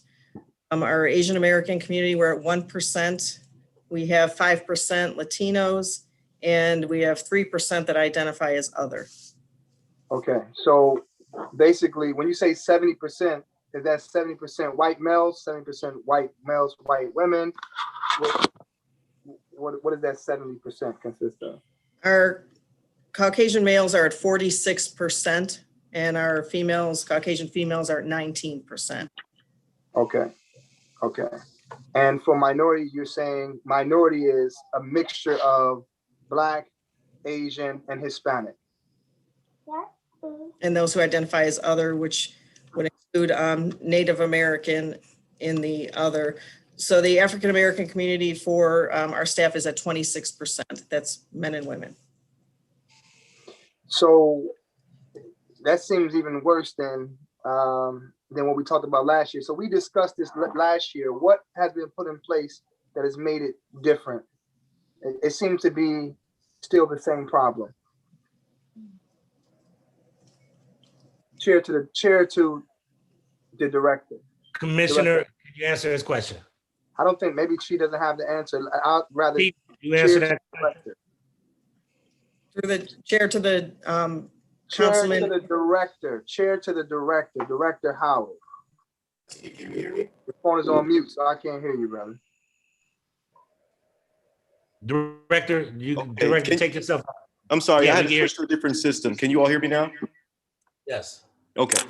So in 2020, due to COVID, there was no classes for EMS. We are looking at our classes for this year, and we are combining the efforts of our entire recruitment team. And Detective Collier is here. He can speak to that as well. And I'd appreciate it if you would allow him to speak to that. But again, EMS is one of those career fields that folks don't really think about. We don't have a high turnout of people applying for EMS. Sorry, Director, man. I don't mean to cut you off, man, but that just blows my mind that you all keep saying that, man. It blows my that is not that. Keep saying what? Hold on, gentlemen. You can't go back and forth. Hold on 1 second. We can't go back. Are you telling me? Now this is important. This is important, man. Are you telling me that the reason why it's 23% minorities in EMS, and we're going to ask this question for each department, so please be ready. Are you telling me that the reason is because people are not applying? Is that what you're telling me, Chair to the Director? Director, clarify your point. What I mean to say is that you can only hire from the folks who apply. You don't have an abundance of diverse folks applying to be EMTs, paramedics, even the Division of Fire. And I know we'll get to fire, but the current list that was developed in 2017 for fire is comprised of more than 70% white males. So we have seen that as an issue, and we have curbed our recruitment efforts. And this, keep in mind, it came on in June 19th last year. So we have taken the recruitment efforts with a focus on recruiting from the broad diversity that is the city of Cleveland. And that's going to be the only way that we can address it. Chair to the director, and I appreciate what you're saying. I really do. It's just your responses that bothered me, because the mindset is that, you know, this is systematic. This has been going on for a long time, you know, and just the putting the olden on those who are not there to say that the reason why it's like that is because people are not applying. I just can't swallow that. It has to be more than that. So what is the plan, Director? Besides, and listen, you know, people come to the table and we're real political. I get it, man. I get it. But not speaking to the truth of the matter is harming our city, and it damages the belief and the trust in our city. When people watch this, they know that that's not the full answer. That people of color, you know, and we say minority, but Black people are not the minority in the city. They are not the minority in the city. They're the majority in the city, but treated like the minority. So I don't embrace this idea of minority. You know, it's a problem. 70% in EMS. Listen. At the end of the day, if I'm sick, Director, Chair to the Director, when I'm sick, you know, I don't care who comes and get me, as long as they take care of me. So let me just be crystal clear about that. This is not about wanting to, quote unquote, decrease anything. This is just about equity.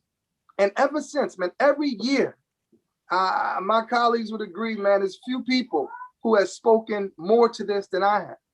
You know, this is a problem, man. What is the cure? Is the cure solely recruitment, or is there something within the system that blocks people from getting in? Or not just that, those who finally do get in, Director, are we creating an environment that makes them want to stay?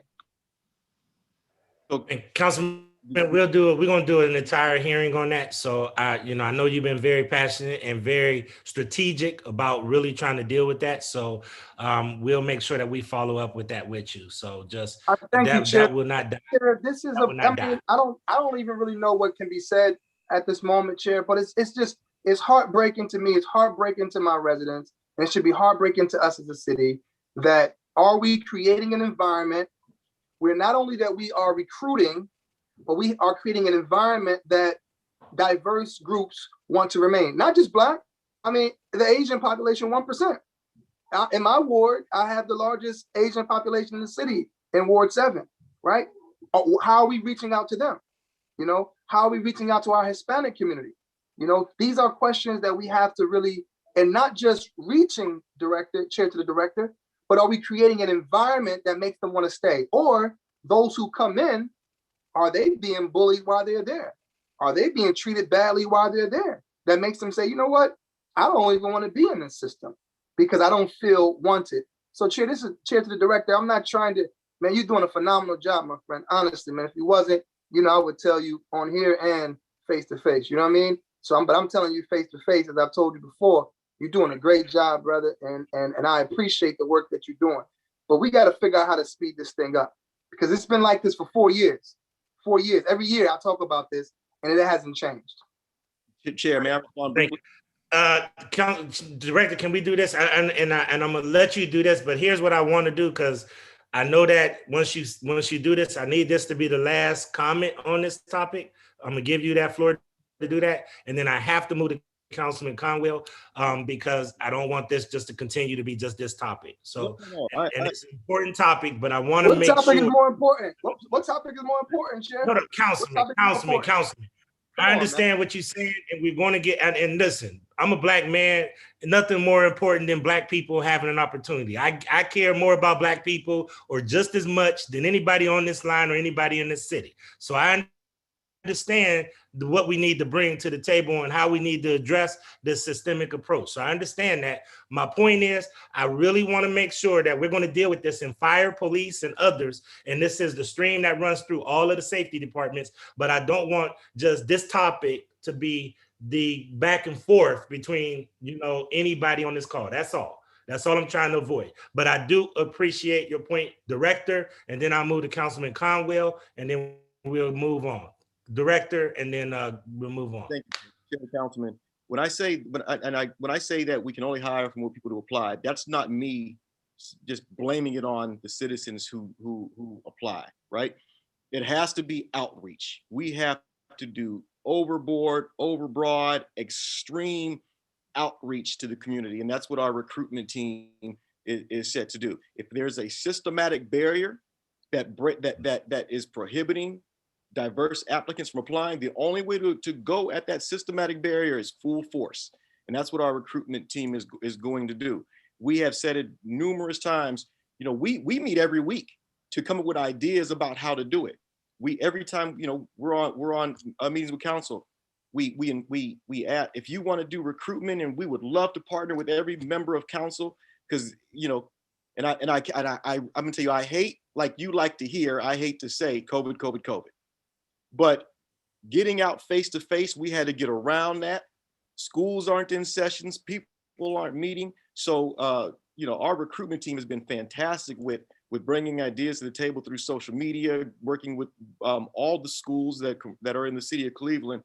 So it's not just that folks aren't applying, it's outreach can't fall short. Guiding people through the process, especially when they're first generation, can't fall short. And then making sure that we have a welcoming environment can't fall short. It takes a holistic approach. And anyone who has any other solutions, willing to brainstorm this with us, we welcome that. Absolutely, 100%. Absolutely. So Director, here's what I would like to do, because this keeps coming up, and I'll have this discussion with you. Can we potentially team up a member of council with your recruitment team, so that we can have somebody that's really a part of the process, working closely with you to get this done? Councilman, is that possible? We would welcome that. Mr. Chairman.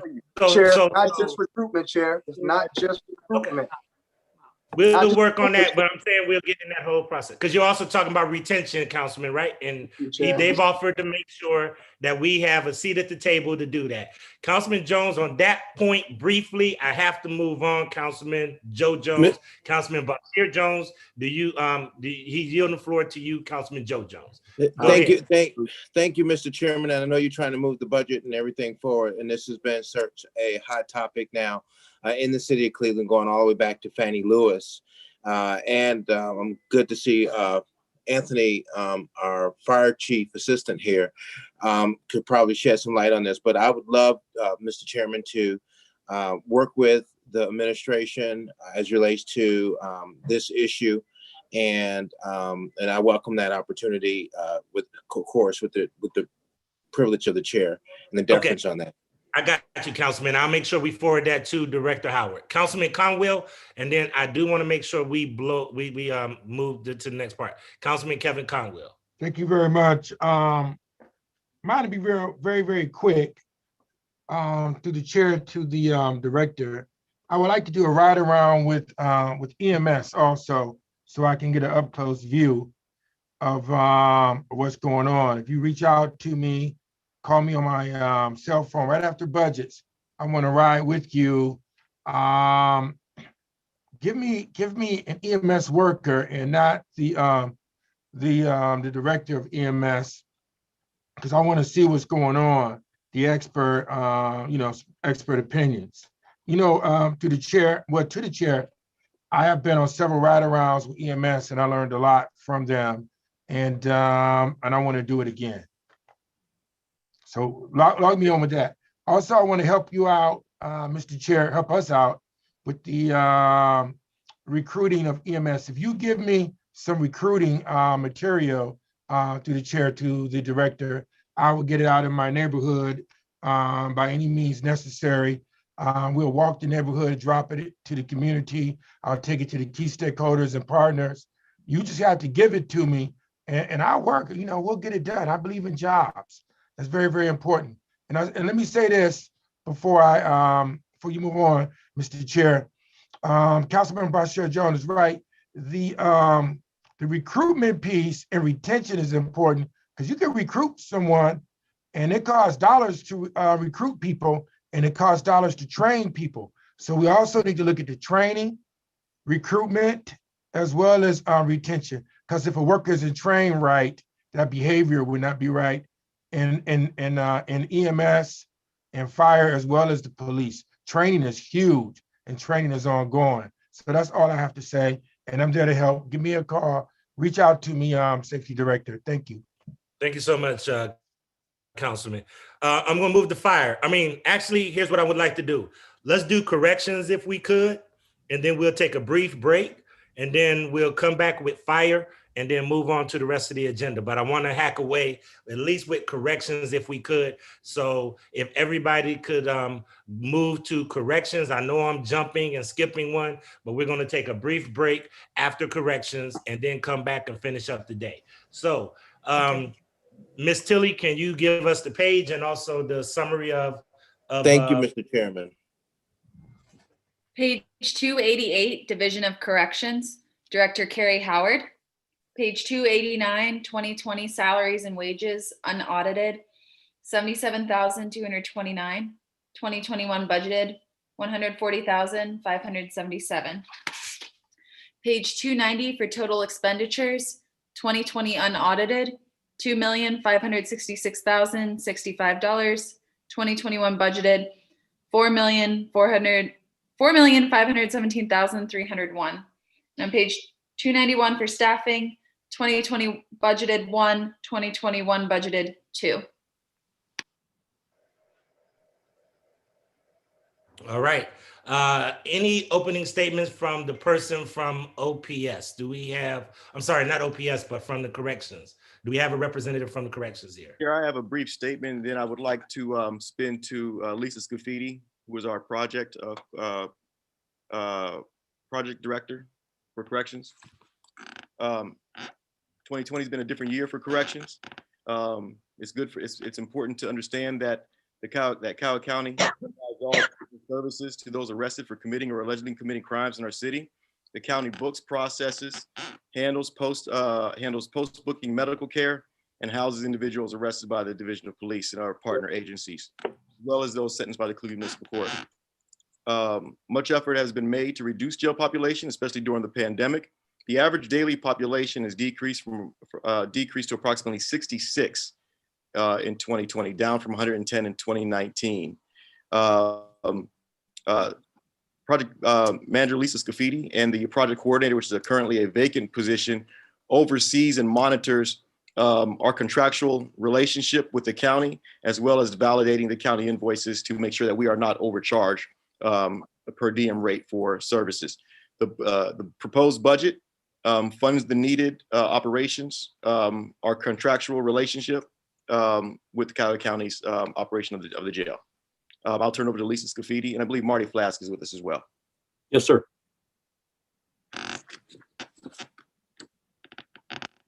Ms. Scafidi?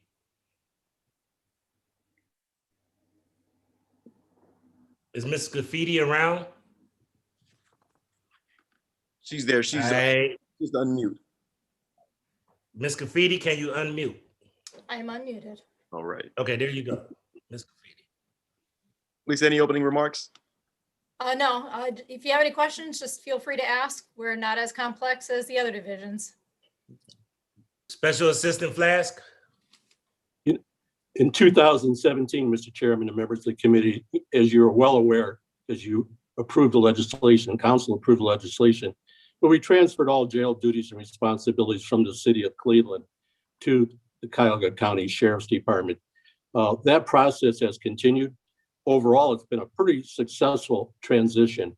I think it meets our needs and expectations. And certainly we plan on continuing that agreement with the county moving forward into the future. Thank you, Special Assistant Flask. Before I go to my colleagues, just a couple of questions to Ms. Cafidi or maybe Mr. Flask. Are we saving money getting out of the jail business? Or it looks like there were some increases. And my question is, can you help me understand how we're saving money? It looks like the overall budget for corrections is up about 70%. Mr. Chairman, I'd like to answer that question if I may. I certainly don't want to interrupt the safety director because this is his shop, not mine. But in 2016, the budget for the Division of Corrections was $14.6 million. As a result of the jail transition from the city of Cleveland and the responsibilities that we had here in the city of Cleveland, transferring that to the county, our current budget is about $4.5 million. That's a savings of about $10 million. And that's operating cost expenditures, Mr. Chairman.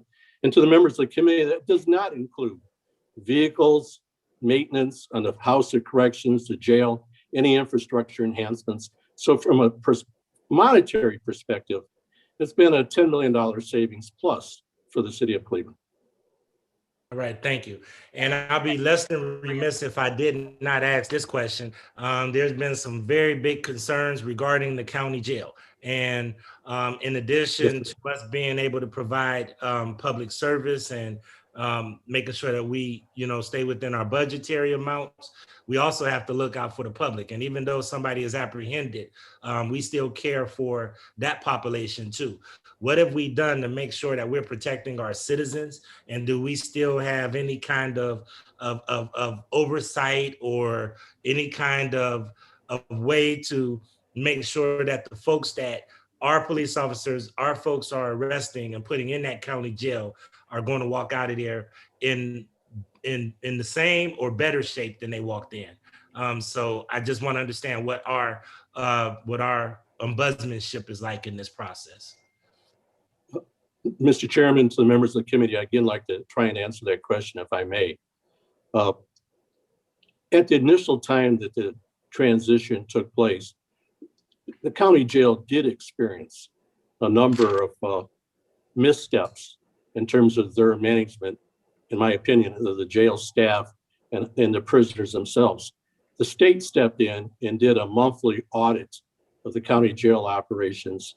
Well, they did that for a considerable period of time. So most of those things that the county had experienced in terms of what we would call shortcomings or failures have been corrected. And as a result, I believe, and I think most of our staff would concur, that the county has done a pretty darn good job of ensuring that our citizens, all citizens, anybody who was booked, housed, and confined at the county jail is treated fairly and professionally. And I'd just like to point out one thing.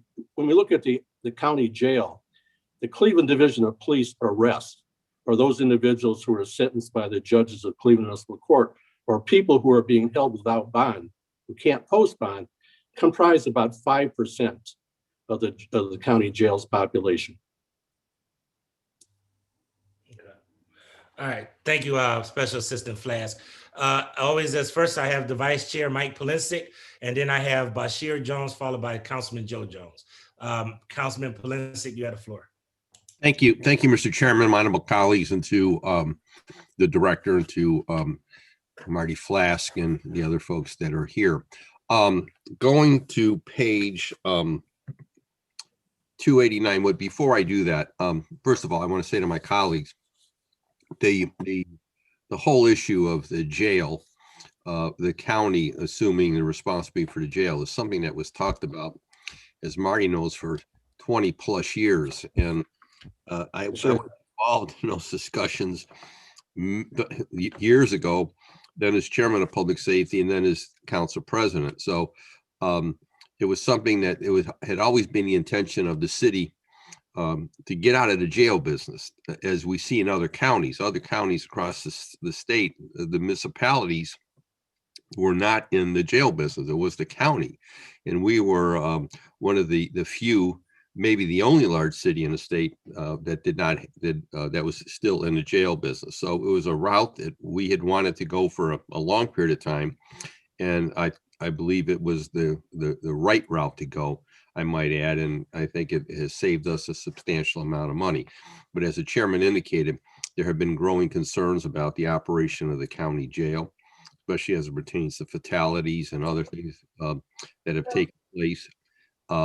So my question is on page 289, under contractual services, the 3.5 million, is that what we are paying for the daily expenses for the prisoners, Cleveland residents that are in prison, that are incarcerated, excuse me?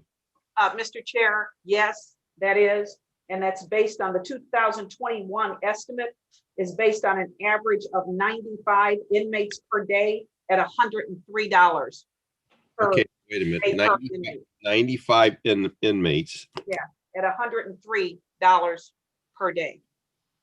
It's Okay, gone up 2%, and then I think another 2%. okay. Now, so based on what you're telling us here, you're expecting there to be more folks incarcerated this year than last year? Mr. Chair, I'm going to say that I don't know if there'll be more incarcerated. The estimate is based on an average, but last year, if you recall, because of COVID, there were restrictions about the number of people that would be in jail. We're still under those guidances now. Okay. So the average is put together by Flask to tell us what he believes will be the average number of prisoners being there for in 2021. And we're still under the COVID restrictions. So they're still not incarcerating people and putting them on the ankle thing so that they don't have to be overcrowded in jail or with the social distancing. So How long that will last, I don't know. And Councilman, if you don't mind, Ms. Dumas, could you repeat that number? What is it? 95 inmates per day at $103 per inmate? Per day per inmate, yes. Per day per inmate. Yes. That's what I'm doing. Okay, Per per day day. per inmate. All right, thank you. Go ahead, Councilman. So who came up with the 95 average, Mr. Chairman, to the director and to whoever can speak to that? This is Marty Flask, to the chairman, to the councilman. Our inmate population is based on really three things. New individuals who are taken into custody by the Cleveland Division of Police who are booked at the county jail. Those individuals who are booked for misdemeanor offenses that cannot post bond. And those individuals who are sentenced by the judges of Cleveland Municipal Court to a term of incarceration at the county jail. So when we look at our averages have bounced from a low of about 50 to a high of about 125 per month, per day. So Right. what the Director Dumas is the average, what we believe to be at 95 per day, is a rough estimate of our projections where we will be taking into consideration new arrests, individuals who can't post bond, and those individuals who are sentenced to terms of incarceration by the judges of municipal court.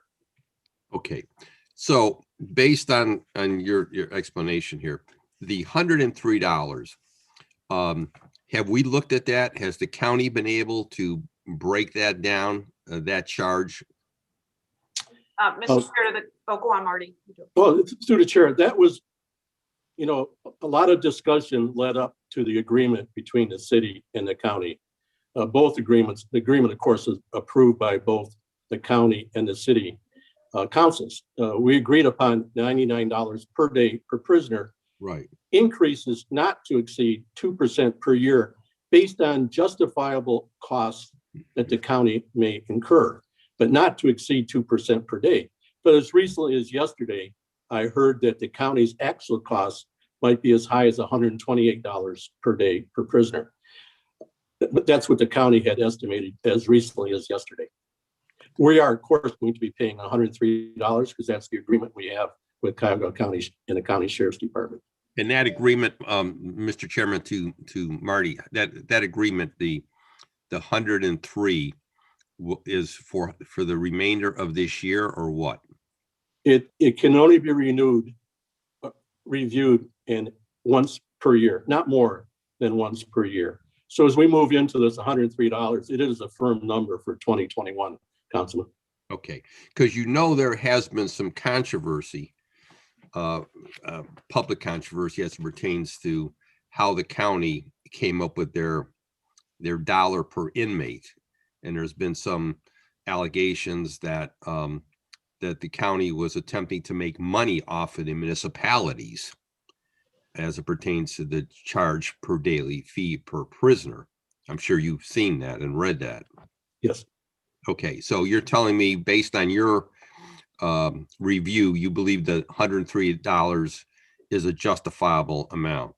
Through the chair to the members of the committee, the councilman, I wish it was less, Okay. but if you ask me whether or not it's fair and appropriate, my answer is yes, sir, it is. Okay, and then as well for the medical services, that's based on a per prisoner, correct? Correct. Yeah, Mr. Chair, to the councilman, that is correct. And that for medical services is the pre-booking medical that takes place at the booking. Okay, so and let me see what else we have here. So at this point, we only have 2 employees. And explain to me what the 2 employees do. Lisa, you want to handle that one, dear? Sure. We do the per diem. I track all of the prisoners that come in through the county, all the way through arrest, arraignment, up until they either post bond or released on their sentence, as well as any meetings or any issues with the county as far as people not being accepted. Just all of those day-to-day responsibilities between the Division of Police and the division and the arrest. Okay, who's the other employee? Mr. Chairman. Lisa, she has a vacancy right now. So it's just the one person. Right. If you remember, Councilman, through the chair to the councilman, if you remember, Dave Carroll was there and Lisa was the number 2. Dave Carroll retired and Yeah. Lisa moved to the number 1. Now we need a second person to assist. No, I remember the House of Corrections very well last year, where you were stashing all that money in your drawer. I remember that very vividly. And $4 million to be exact. That's exactly. I knew exactly where she was. Thanks. It was in that right drawer. It was in that right drawer there in her desk. I was very much aware of it. I could smell it. I mean, I knew where it was. So the fact of the matter was, she was the finance director is very good at like as Fanny would say, that 3-card Molly. I mean, she's very good at that. But the fact of the matter is, I believe as Marty, and I want to refer to, I always refer to Marty Flass as 1946, because when he was in command, we had 1,946 police officers. I cannot forget that. Okay, correct, Marty? Am I correct? Through the chair of the councilman, you're absolutely correct. Okay, so again, I want to thank the administration and all involved in this. It's been a long process. In fact, I think it was over 20 years. This whole discussion would should have never ever took this long. When you think about the amount of money the city of Cleveland could have saved had Cuyahoga County done what they were supposed to do and what other counties were doing, we would be in much better financial condition. But again, I think it's been a good move. I still have concerns about the county management when I read about active drug dealing in the jail and prison and jail officials and wardens involved in questionable and criminal behavior. That concerns me greatly, because I believe, I have to say for the record, and I think when the city of Cleveland operated the jail, in my opinion, it was run much better. And that's my opinion. And I would argue with anyone who would think otherwise. It's being operated by the county now, and I think all of us have to watch and be engaged in the process to make sure that people are treated fairly and humanely, and at the same time, there is not illegal activity taking place within the structure of the jail. So on that note, Mr. Chairman, thank you very much. Thank you. Thank you. I have Councilman Bashir Jones and then Councilman Joe Jones. Thank you, Chair.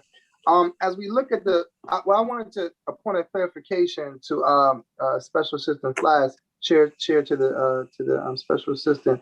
You said that only 5% of the those who are incarcerated have a bail issue.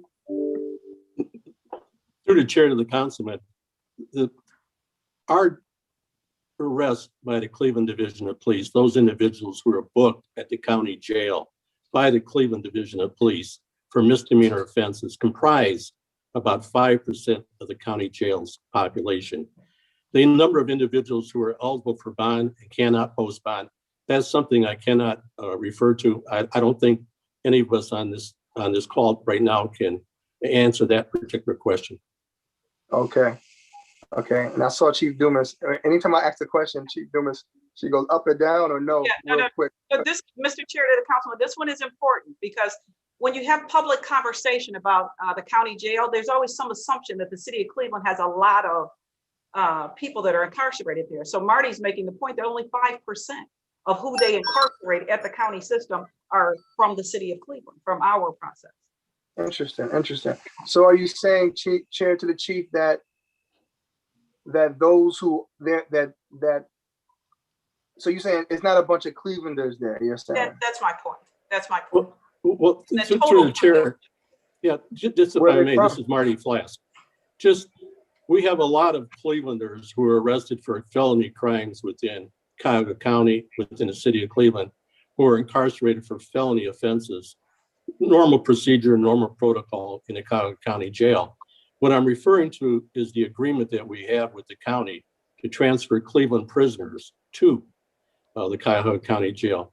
And our Cleveland prisoners, the misdemeanor arrests that we currently house, we pay $103 per day, comprise about 5% of the jail population. Interesting. Of the misdemeanors. Yes, sir, that's correct. Yes. You're right. Okay. As we look at the Division of Correction, we come to Chair to the Chief, we come to just the largest number of the 4.5 billion, 4.5 million, 3.5 million of that is just contracts. What are those contracts? And who decides who get those contracts? Mr. Chair to the councilman, it's only one. It's the contract with the county for the incarceration of the 5% that we were talking about. So that's calculated for 2021. So we transferred the jail services to the county. Right. Our agreement with them for 2021, we used an average of 95 inmates a day at a cost of $103 per day. And that's what's covered in that contract line. So as we see at the budget in 2020, the unaudited was basically about $2 million. So we're believing that there's going to be an increase basically of inmates. And I think I heard you guys talking about that a little bit earlier. And you're believing that it's going to cost us an extra $1 million for the increase of inmates. Marty.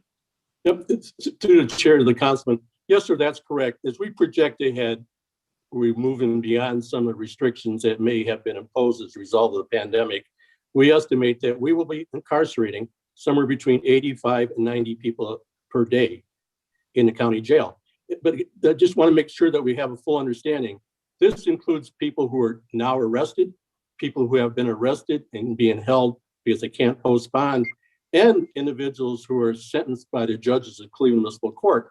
But we'll be averaging between 85 and 90 people per day as a result of our agreement, and we'll be paying $103 per day per prisoner. Interesting. How do you calculate that? How do you get that average? Well, through the chair, we have a 20 years worth of historical data that goes back that shows that as recently as 2010, we were confining between the city jail and the House of Corrections 325 people per day before the transition.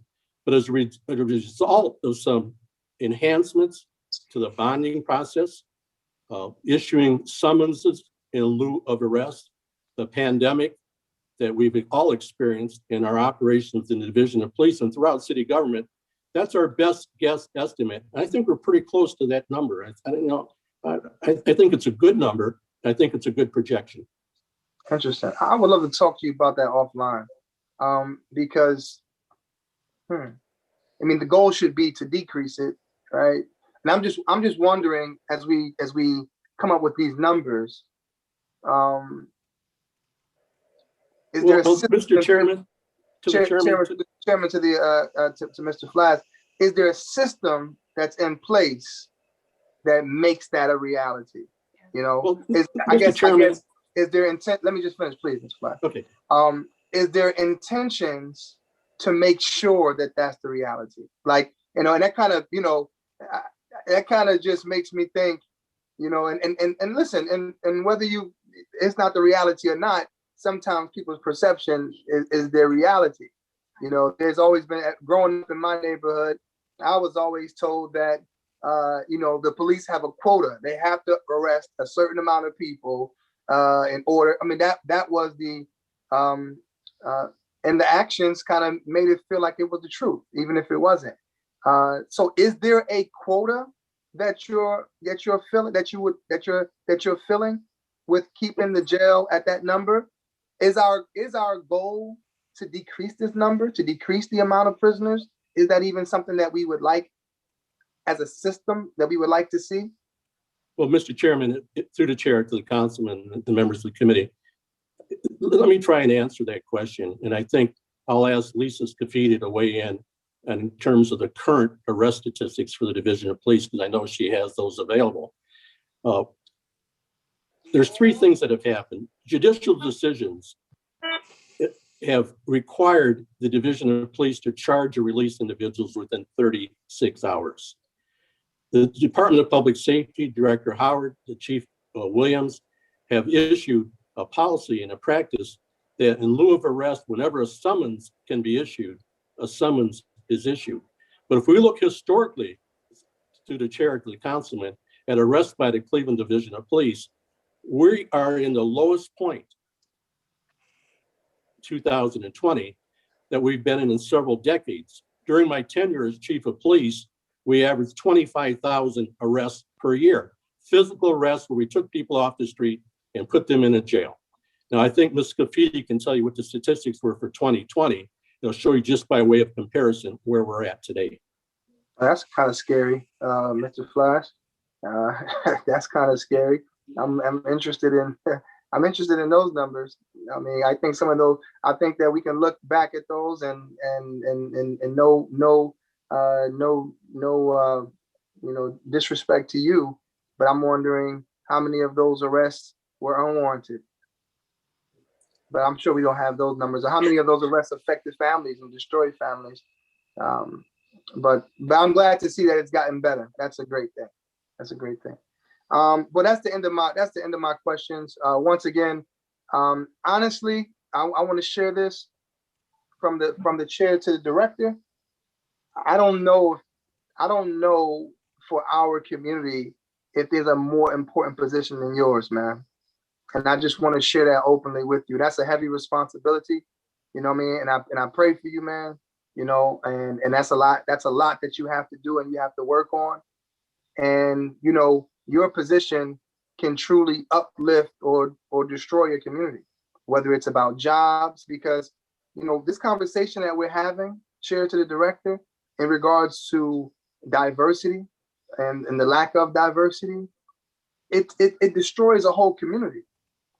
It destroys the whole community because now these ultimately middle class jobs that you don't have to go and get dead at Morehouse like I had to, that you can go and do a certain amount of months and you can become a police officer, become a fireman. You know, that changes a community, man. You know, that $50,000-$60,000 of consistent money and being able to give back to your community, that changes an entire community. So not only does it affect us financially in a sense of the jobs, but the percentage of people who work in public safety, how many of them live in Cleveland? How many of them live in Cleveland? How many of them live in the neighborhoods that we love? You know, so you know you have a big task on your hand, man, and I stand with you. I stand with you. I support you. But we're gonna have to make some big changes and make them quickly, man, if we're gonna truly make a change in our community. Chair, thank you. Is wrapping us up, and then we're going to take a break. Joe Jones never stand in the way between a man and his food. All right. Good afternoon, Councilman. I don't certainly want to stand in the way, but first let me just say thank you, Mr. Chairman, for giving us a break today. Yesterday was a long, harrowing 8 hours of no breaks and trying to intently listen. So I really appreciate the chair giving the council a brief moment of a break, and I certainly don't want to stand in the middle of that. But with that being said, I do want to take this opportunity to thank Chief Flask for his what appears to me, I want to say almost, it seems like he's been here forever, a fixture in the city of Cleveland. So I want to just thank him for his service of at least over 45 or maybe 50 years of service in the city of Cleveland, and being committed and dedicated, making sure that we keep the operations and the citizens of the city safe. And I just appreciate his long tenure here, and he is continuing to serve. So I really appreciate the work that you have given and committed to the citizens of the city of Cleveland. Thank you, Councilman. And with that, Mr. Chairman, want to go into this budget. I recall a time back in 2001 when we looked at bigger numbers than this for this division. And given the fact that our colleague Mike Polenzig talked about having discussions, and now we're finally here where we have the county that's housing 5% of our population who are arrested in the city of Cleveland. One of the concerns that I have, Mr. Chairman, to the director, is that, you know, when you are in these environments where you have to live in this locked up state of existence, treating people humanely, and you know, making sure that they have medical attention, and making sure that they have an environment which is not making them worse and stressed out where they develop post-traumatic syndrome is important to me. Because, Mr. Chairman, to Mr. Flask, you know, there are a number of people who are convicted of crimes or put in jail in situations that they're innocent of.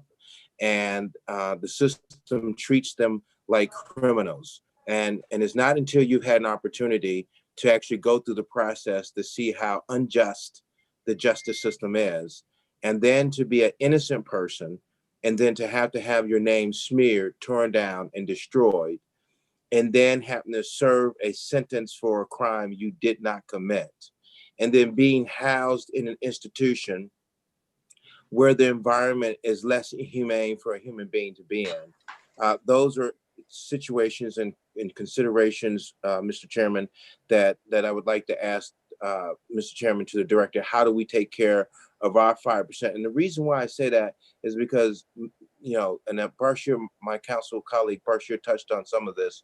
How we treat people matters. And so I don't know if we have some kind of monitoring system on our people that are in that jail system, but I've heard some horrible things over the last several years concerning how we house and treat the prisons in Cuyahoga County. How do we mitigate that under all of the circumstances we've heard, or if you have any examples of that, Mr. Chairman, to the director?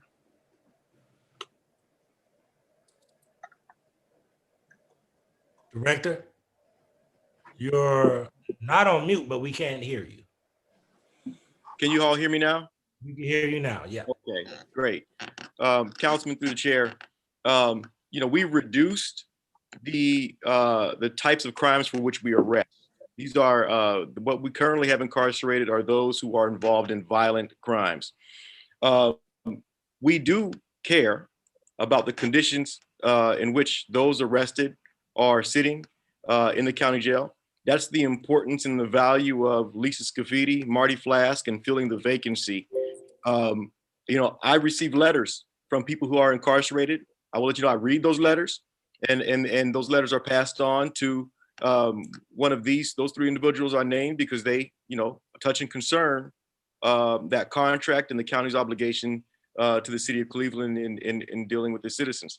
So we do have checks and balances. We do meet, we do talk. I have monthly meetings with Lisa Scafidi, like I had with Commissioner Carroll before his departure. So we do stay in touch. We don't, it's not just a contract and an operation that we don't engage in and we just let things happen.